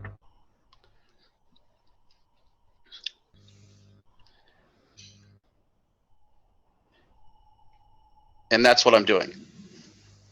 And I was, perhaps I'm looking for confirmation to see if I'm going down the right path. we are always right. Learn something and I keep on going. We are all right according to what we'll understand at the end of it. Nobody is wrong with plasma technology. It's just understanding what condition we created and where does that condition fit into. Okay. And how we apply it. None of us, nobody is wrong. That ethos of what you do is wrong, it shouldn't be. I always say, you do it even on the winding of the coil. You do it your way. What we're going to learn from it is important. Not who is right because I did it and you did it. I stacked 4 and you stacked 2, I'm better than you. It's what condition we achieve counts. What does it bring? Or does it bring something we don't see and we say it's wrong, but in fact we have created something that we didn't know? This is the beauty of this technology. It's the beauty of understanding the essence of creation. There is always a solution, and it's us to find out this solution fits to what question and what can it solve. None of us is wrong. Nobody has been wrong. I hear so many people say, don't do this, don't do that. I opposed vigorously with Dr. Elia Kostova using a needle injection for a human body. That was because of the transfer of energy, rapid transfer of energy. And if you want to do it with anything else, if you understand the energy you transfer is dangerous. It's highly, our body cannot transfer AC/DC program into it so rapidly. And it can cause havoc, it can cause a lot of problems. And even that you can use if you understand what you're doing and understand the consequence of the use. I explained this to a group of people. Do you know what's the difference making a steak and making a kebab? Very simple. With a steak, you have the fields of the flame coming from outside, trying to penetrate what they can penetrate. Why, when you make a meat on the skewer, a metal one, you find a different taste, different cooking? Because the metal transfers the heat directly right into the center of the meat. You're cooking from two sides. The process is different. And this is what a lot of people don't understand. In changing things, in using things, none of us wrong, as long as we understand the process. A lot of people like a steak, a lot of people like kebab on the steak. And it tastes totally the same, it's different. Because one we seal on one side, one we cook from both sides. We just make a donut of it. But we don't look at it that way. The heat transfer is through the metal internally. You make a, what they call it, meat with a piece of wood, which the heat transfer is 0, and eat it, and put one with a metal stick and put one on the fire and cook it side by side. And then you'll see the difference, and then you understand. It's the same with what you're delivering into and how you're delivering it. And none of us is wrong, but understanding the problem starts creating, because we do not understand full totality of it. And at this time of moment, a lot of people don't. Very easy. You look at the new data. There is the guy who's putting the pictures out on the internet. I just explained a few minutes ago. Pen, the health pen delivers 300 millivolts. You can change it to deliver 700 millivolts. They change it slightly in different format, it'll deliver 10 millivolts. And now you put this in the body of the man, insert it, and then you deliver such energy into the cells. It's horrendous. Where it's outside, the body takes what it likes. It has the environment to dissipate it into. It's a big difference.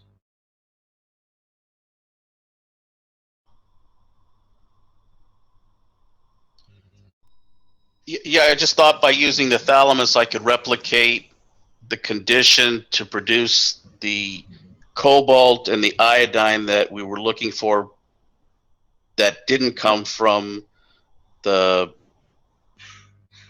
element. Can I ask which animal you're using? The sheep. Would you like to see your people going bah, bah?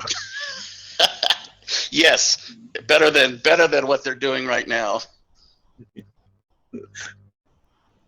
Why not? We learn. Okay, thank you very much. Thank you indeed. Mr. Keshe, isn't the pineal gland the one that connects us with our soul? I don't know. You explain to us. And what's the reason? Well, the Eastern beliefs say that the pineal gland is the third eye, and it's a connection with our soul or our spirit.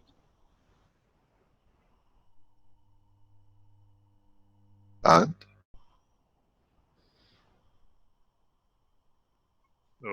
Well, it's not the thalamus, which is nearby there, but it's the pineal gland, apparently, according to Eastern beliefs. Everything on the observation of the field. It's like what they call the whales. They send us waves out to see where the food is.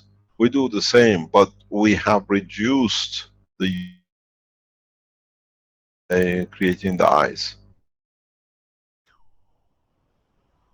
And whatever you want to call that is there, is part of our radar system. It's not just you can use it to feed the soul. It's another detection system which more or less the more we become physical looking through the eye, because it's easier, less uses less information to what you call to siphon. We don't use it, but it's there. But doesn't mean it's the only way to your eye, to your soul. It's the same as your eyes. It gives information directly to emotion. It's a radar system than anything else. Going back to agriculture, with GANS water sprayed on the tea plants, could we produce tea during the winter time, the 12 months a year? We think so. It's good to try. The Chinese report says it can be done. Yeah, and we have seen. Sorry, we've seen from the agricultural report that it looks that way. Yes, last Saturday I was with a tea producer, and we're going to try this, test this out this next winter. We're going into summer right now, but we're going to test it all through next year. Yeah, if you are doing it, make sure you test another land without it, far away from it. Then you see the real. This is what I've repeated before. I repeat again for those who do agricultural trial. Do not compare to the immediate land next to, because you still touch the field. If you are comparing, if it can survive or the harvest will be different, choose a piece of land 100, 200 meters away, that you have the minimum interaction. Don't forget, the farmer is the connector. That's one of the problems. The farmer which harvests or cuts the plant, what do you call it, trims it or looks after it, and he goes amongst it when it's CO2, and then he goes another 100 meters, which there was no, what do you call, CO2 used, but you still transfer the energy. We've seen this very recently. I think if our guys from Australia are there, I asked them to show this last week with the 2 pots in the fridge with the reddish leaves. You will understand exactly what I'm talking about. Are people from Australia online that they can show? Yes, we'll be able to compare with all of the different plantations here. We got over 300 kilometers of plantations, tea plantations, so we'll be able to compare it all over the province here. It will be very interesting to see how much you affect the next door and how much you affect the one next door to the next door, and get a feel of it, because your neighbors most probably get the benefit of your work too.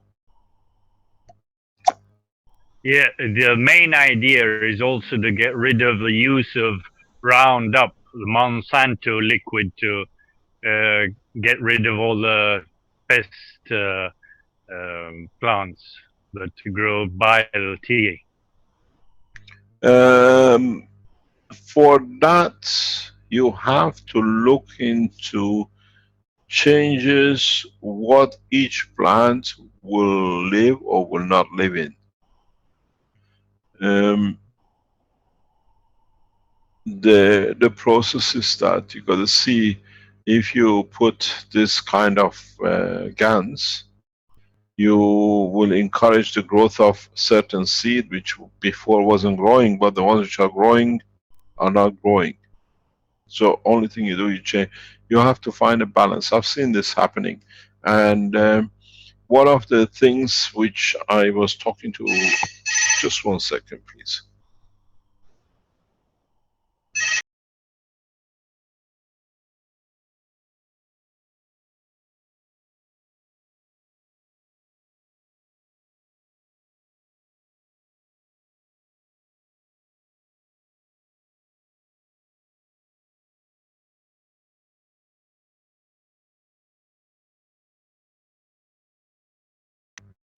The process is the farmers, a lot of what I call people which grow apples and pears, they don't make use of the land beneath of it. It's left alone. They don't cultivate. Very few do, and if they do it, very little for what you call for grazing by sheep. With this technology, you don't have that problem anymore. You can actually cultivate above and below. If you go back to what you call Roman gardens, you see this very clearly. In Roman gardens, especially when you go to Sorrento and that part of the country, south, or what you call it, southwest, you see these Roman gardens where they fence everything and they stack woods on top of woods, and they grow plant trees according to the height what they want to do. So at the lower level, for example, they have the lemons, and then the next level of the stack, the 2-3 meters high, they have the wine leaves and the wine, and then on top of it they grow very tall cherry trees. One creates a shadow for the other. But when you look on the ground, there is nothing, it's bare land. And they do this because they protect usually the lemon trees. It took us to understand, it's very scientifically done, even not a few thousand years ago. What happens if you put a lemon in a shadow and still growing, what they call limoncello, but they produce from it, has a totally different taste than if you have a full sun blast lemon. They relied on the environmental change. But now, if you put a GANS which covers all of them, you can plant underneath on the ground as well. They couldn't plant because there was no sun. It'll be very interesting how the development, if the farmers start planting the suns in the bushland. They do that in Africa. In Africa you get mango trees, and between the mango trees they produce huge mangoes. They cultivate like a lemongrass. But nothing else grows. Can we change the GANs that by change of the GANs we allow different vegetation, different seasons to grow? It's very highly possible. And then it applies the same. Would we grow by changing GANs or putting GANs on the near vegetation? We grow different what I call greens. We stop the ones which are bad, maybe we produce the worst one. Or do we change the condition that in that environment only nothing grows? Because we create a condition where no amino acid can touch the land.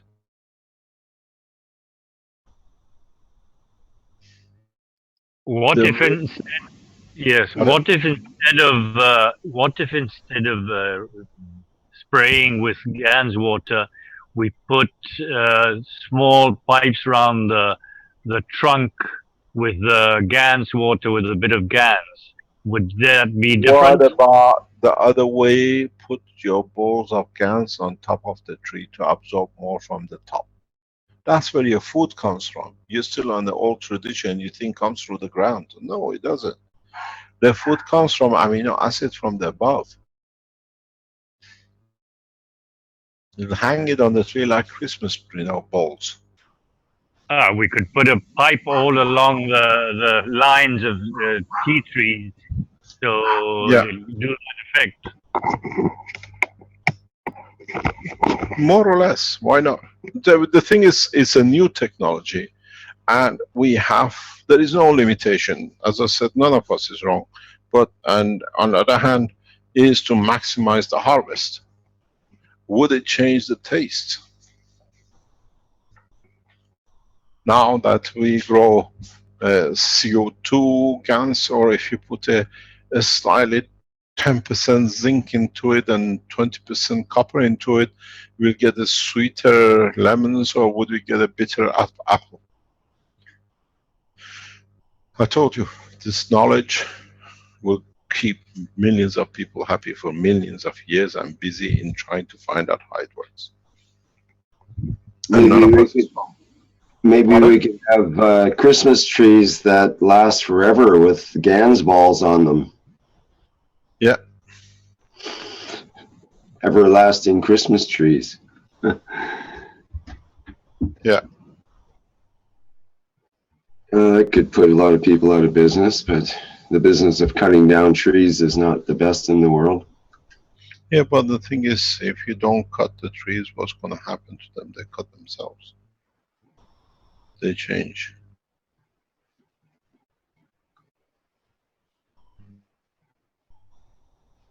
But they grow and have a lifetime, though, in that case, before they cut themselves.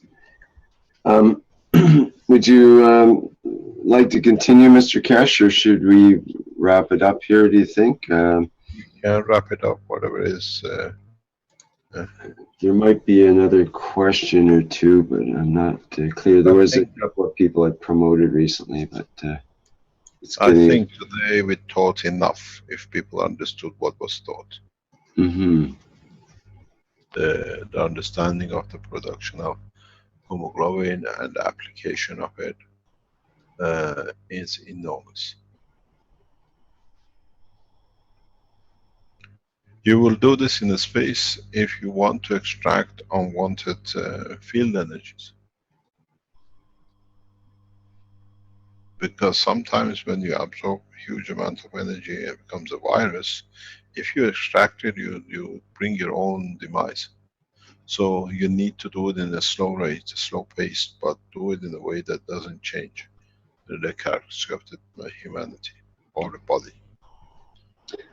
There was a question from Umit that I should ask, which has to do with which patches should we use to handle burns and growing amputees. Amino acid of CO2, CH3, CuO2, and each in separated sealed patches. And which order is the best? Which comes to the bottom, the one that goes on the top, and so on. Is that something you'd like to address now, or is that... Can you explain more? Apparently, I believe it's her. She's just asking, what do we use to handle burns and for amputees, or I guess amputated limbs? The amino acid of CO2, CH3, CuO2. You cannot grow. It'll be very hard to grow old amputation. You can use CO2 GANs liquid for reducing phantom pain. You can produce copper oxide nano-coated GANs plate, a small pin, button size, to attach to the end of the amputation where it becomes like a semisphere, and literally drain all the information that it doesn't lead to phantom pain. You'll have no more phantom pain. In respect to burns, you have to understand the process, what you're trying to do, or you're creating environments that the 3 layers can repeat themselves backwards. The body is made of 3 layers of skin. So you need 3 layers of amino acid on the other side, which is on the top of the wound. Or you use 2, you allow what you want to be developed. Remember, the strongest is in the center. So the strongest patch has to be outside. The weakest patch has to be next to the skin. Because when the two strong on the different balance try to transfer energy, they feed the center, you get a rapid growth. The skin of the man is literally cancer state dried. So it's very near to matter state, that's right.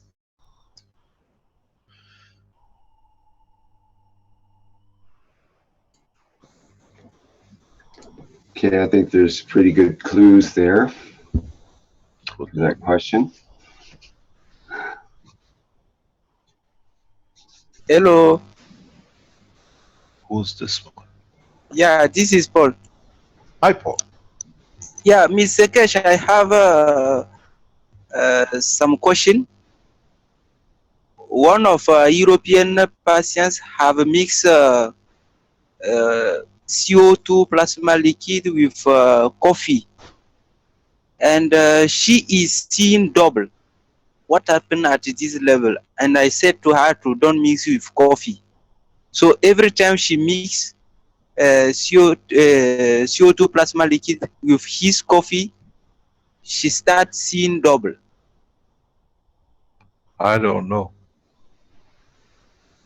That reminds me of the joke, the patient comes into the doctor, doctor, I have this terrible headache, can you help me? I'll take these aspirin and go home and see if that helps.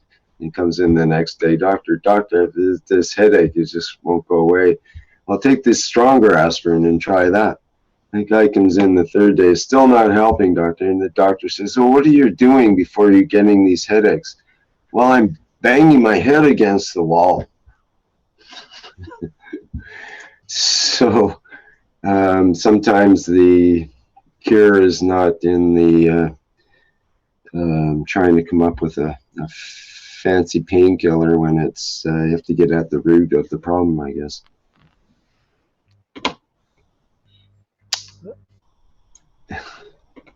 I'm not sure if you got the joke there, but I got the joke, yeah, no it problem. was funny years ago anyway. The problem is what does this create in the vision level of the brain? You have to understand how does this affect the balance in one of the eyes in energy level. When you see double vision, you see two things. It means the ball of the eye in the line of the vision into the neural system sends the information slightly different than the other, so you see the two. Our brain used to decide how much of the mixture is going to use, but this time we cannot. So most probably it affects the structure of the brain in the level of the sight, and that's what you see at double vision. People who have double vision, if you have experience with them, like with a back head injury on the level of the eye, they see double. And because one slightly moves to the other. And one of the ways they bring it back in line, they put like a curtain, you know, those blinds, slide blinds on one eye, different bandwidth to the other, and then they adjust the two to get used to. So it creates a movement or a position in respect to the brain, in respect to the eyeball. So it doesn't move off the line of the neural system of the vision. Otherwise you don't see anything, you become blind in the eye, because it focuses on the wrong place, not on the neural. So what is done is most probably creates a pressure. One moves slightly forward to the other and you see two of the same. It also depends on how strong they make the coffee, no? Not like the Arabs or the Italians, which make very strong coffee, or the Americans that just make a tepid coffee, very light coffee. They say, do you know why the Turks have a curled up shoes? Try their coffee, everything turns backwards. So strong. It turns their eyeballs all over the place. It could be the GANS water itself could be strong as well, perhaps. It's the gas water which affects the position. Depends how they made it, most probably. It'll strengthen the coffee almost certainly.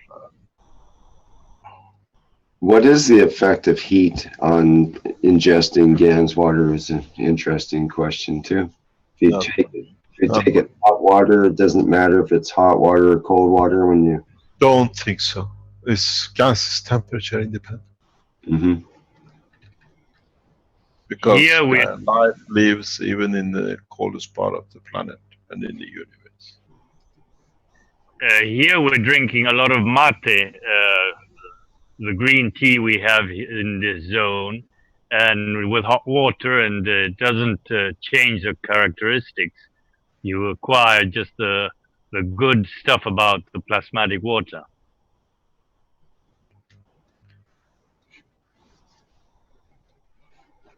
Okay.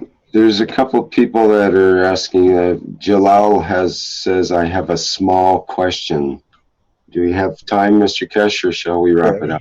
A few minutes. It's nearly 1 o'clock. Okay. Jalal, and then Azar is asking if they can ask a question too. So we have those two people. If we can wrap it up with them, that would be good. Either one of you, let me see, I think, Azar still has to be promoted, and there we go.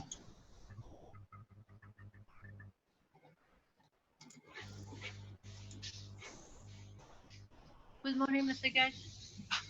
Good morning, Azar. My question is on your book, The Origin of the Universe, page 13. When you talk about antimatter, which is a stronger field, which is actually our soul, when they become, they loosen up, unwind, and they become lesser field. I mean, weaker field, they become materialized, but then the existence of that, it depends on other magnetic fields that make it to exist.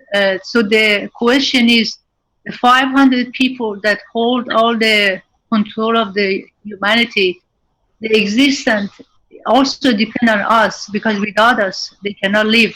For that reason, and they also know that's the truth, and that's why they cannot get rid of everybody, because they know the existence depend on other people. Am I right?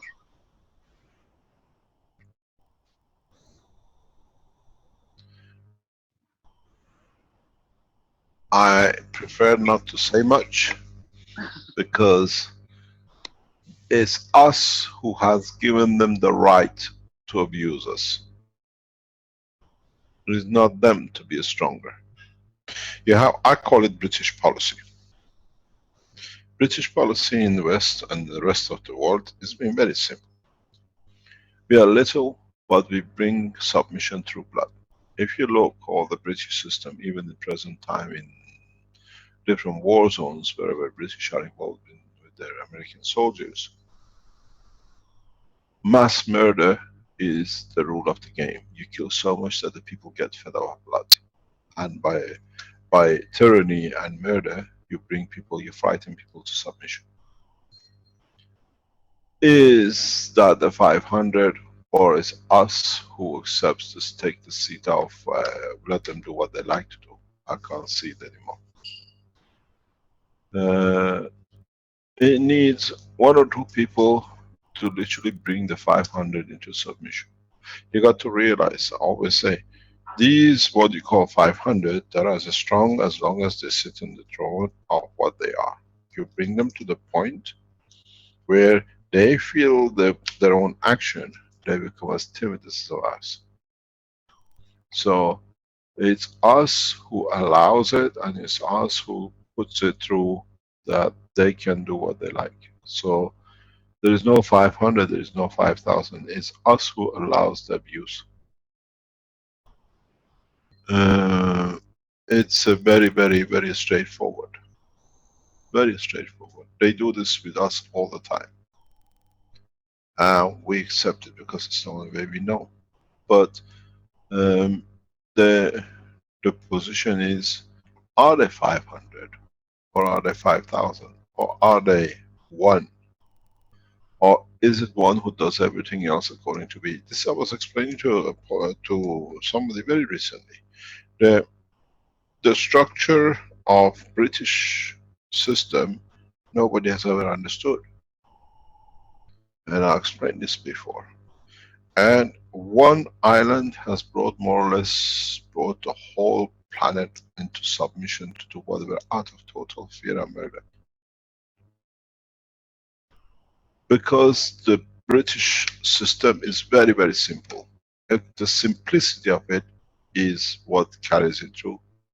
You have a government which gets elected for people every 4 years. But you have monarchy, which is the owner or the ruler of the government, of the nation. Government is for public, nation is for the monarchy. Government plans 4-year plan, we come and change taxes, few peanuts for here and there, we put roads or whatever. But the monarchy who actually owns everything is for 200 years ahead. Who's going to be, whose son's going to be the next president, the next kings? What do we have to do that we have an income? It's a family which needs to be fed to keep them in power. So they do any mayhem. In the house they are perfect, outside they carry mass murders. So have we allowed one family, one person, or as a council, what we call a privy council, plan for next 200 years, and then we follow every day with the government, we hope we do whatever we might do. All the nations which are not monarchy run have this problem. That they're only planned and then the next 4, and some things could be extended to 10 years, 15 years, but that's as far as they can go. But British monarchy is planned for next 150, 200 years. So is it one person who's deciding everything which happens around here and around everywhere else through total mass murder? Are we looking at who is going to be, what they're going to be, or when they become rich they are forced to accept the condition, or when they become prominent to accept the condition to be part of? So, or do we need to just raise the level of their soul and you find out they have no more to say? And the second one is the best choice. This way you don't fight it, you let their soul to fight their physicality, and it's so easy, and nobody has ever done it. And nobody wants to do it, because let it be.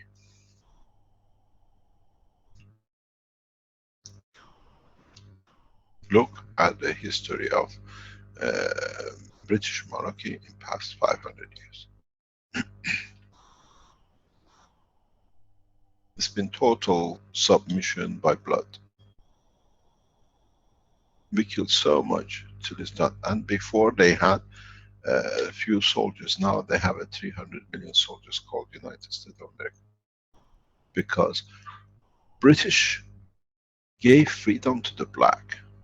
In the Ghent Treaty of negotiated by the Russians between the Americans and the British, British never gave freedom to the Americans, to the white Americans. They were allowed to rule. And now we see the same process. American nation, the white American nation, has not got the freedom. They're still more or less a slave to the contract, Ghent contract, which was signed. They're allowed, they call it 4th of July, but that was all we decide to run our terms for 8 years.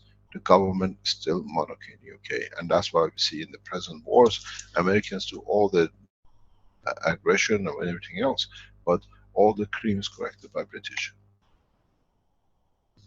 Every position of the war you look, you will see, but it's not transparent to a lot of people. You don't see it. But for people who are educated in the background, we see it very clearly. Look at the Iraq War. Americans took Baghdad and the rest and the allies. British moved into Basra. Nothing else. And there was no problem. Basra is a port of export of oil. We export 4 million, we don't pay a cent. They took the cream out of us. Look at the situation in Afghanistan. Thousands of American soldiers and allies got killed. British moved into Helmand. That was the whole policy, moved to Helmand. Production of opium increased 30 times. Where does it go? Who gets financed by it? Who receives the benefit of it? Why only British are allowed to be in Helmand? The social structure have not understood geopolitics of United Kingdom.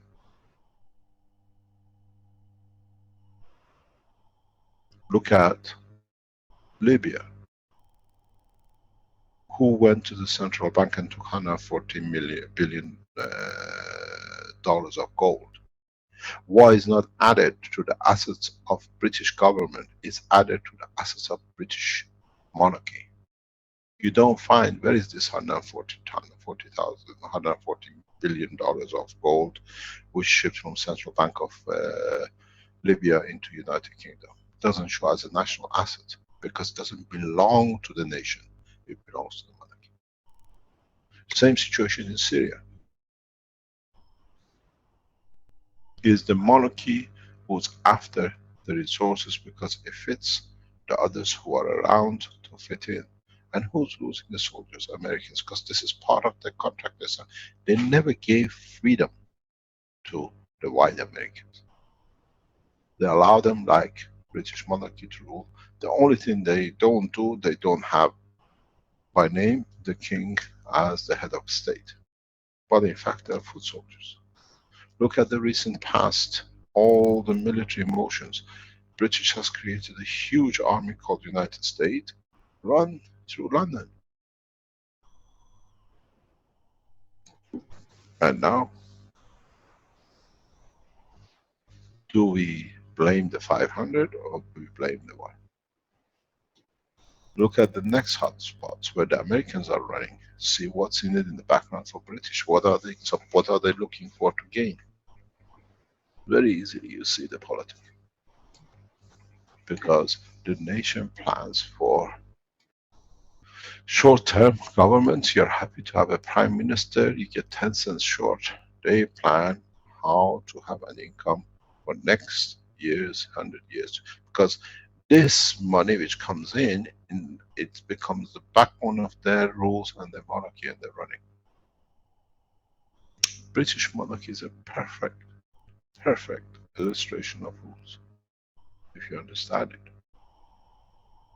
They established the United Nations and they carry more or less 65% of the votes.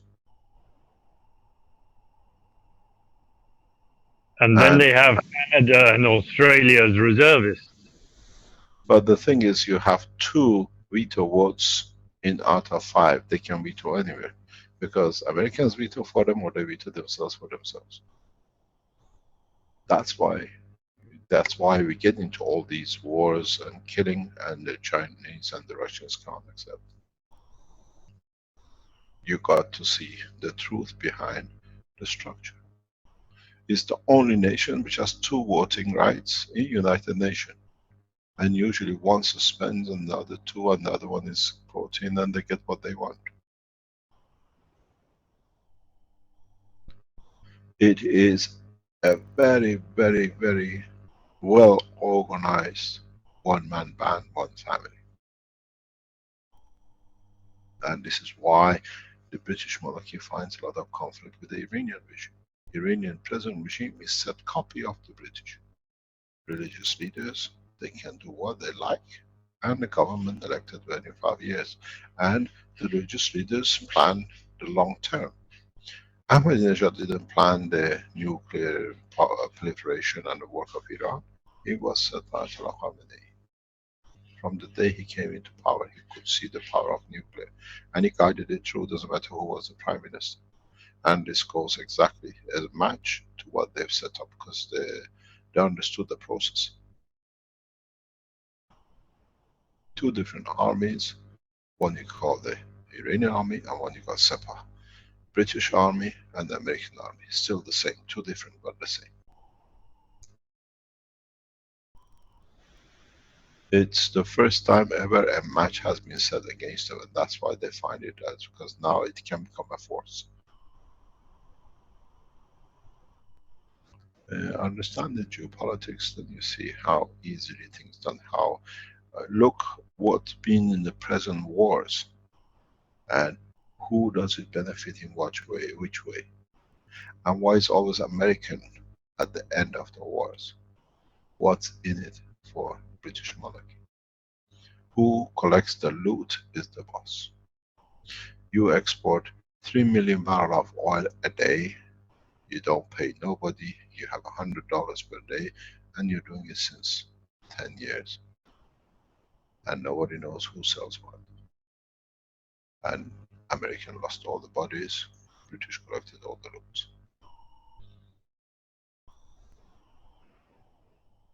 Is it gonna end soon? Pardon? Is it gonna end soon? You decide. I think it's time for the tooth, eye for the eye. It's the time to elevate. That was the old way. Yes, but this elevation, I don't think as we wanted is gonna go that way. I think the way You see, you always, as you wanted. It depends what you gave on what condition to bring peace to humanity, or for you to find the satisfaction of your own, what I call ego. It is very easy to do it if you want. So that's what I'm trying to do. That was my intention. Let's see how far, how good we become at it to elevate the others. But I taught you something, if you understood today, that he can do it very fast. the hemoglobin.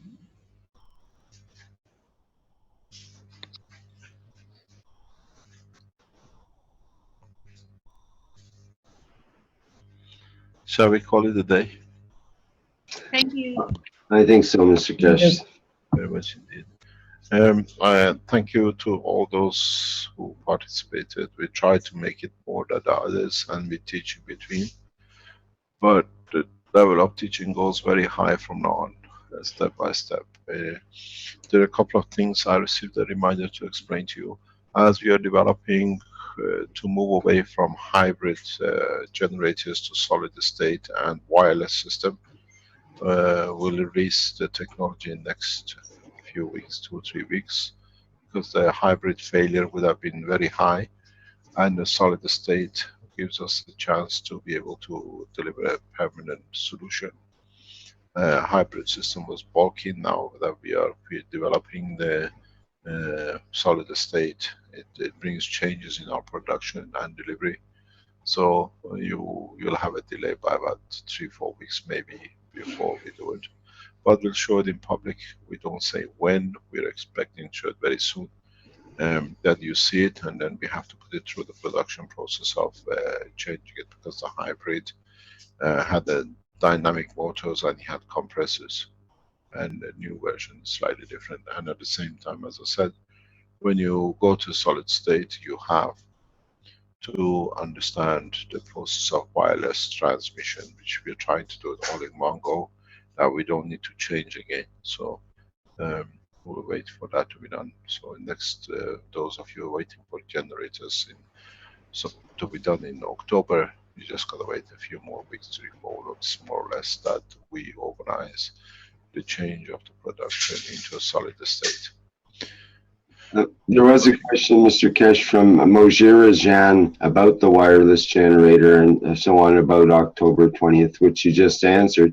But he's asking, or she, about how about in India? Can we join them in this in these countries that are coming together with wireless generator?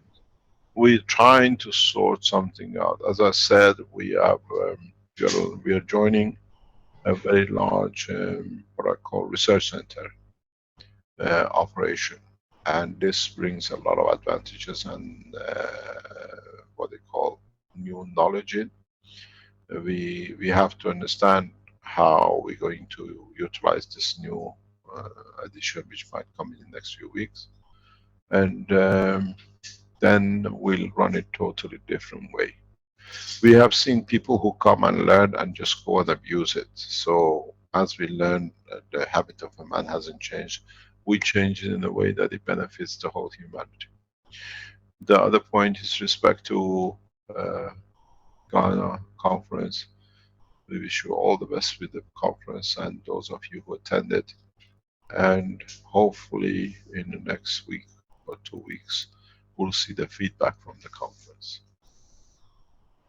Thank you very much for today. Thank you, Rick. Thank you, everybody in the background. Thank you, Mr. Keshe. Very good. Okay, that'll end the 141st Knowledge Seekers Workshop for Thursday, October 13th, 2016. And as ever, thank you everybody for attending and for participating and all that. Okay, I'll end the live stream.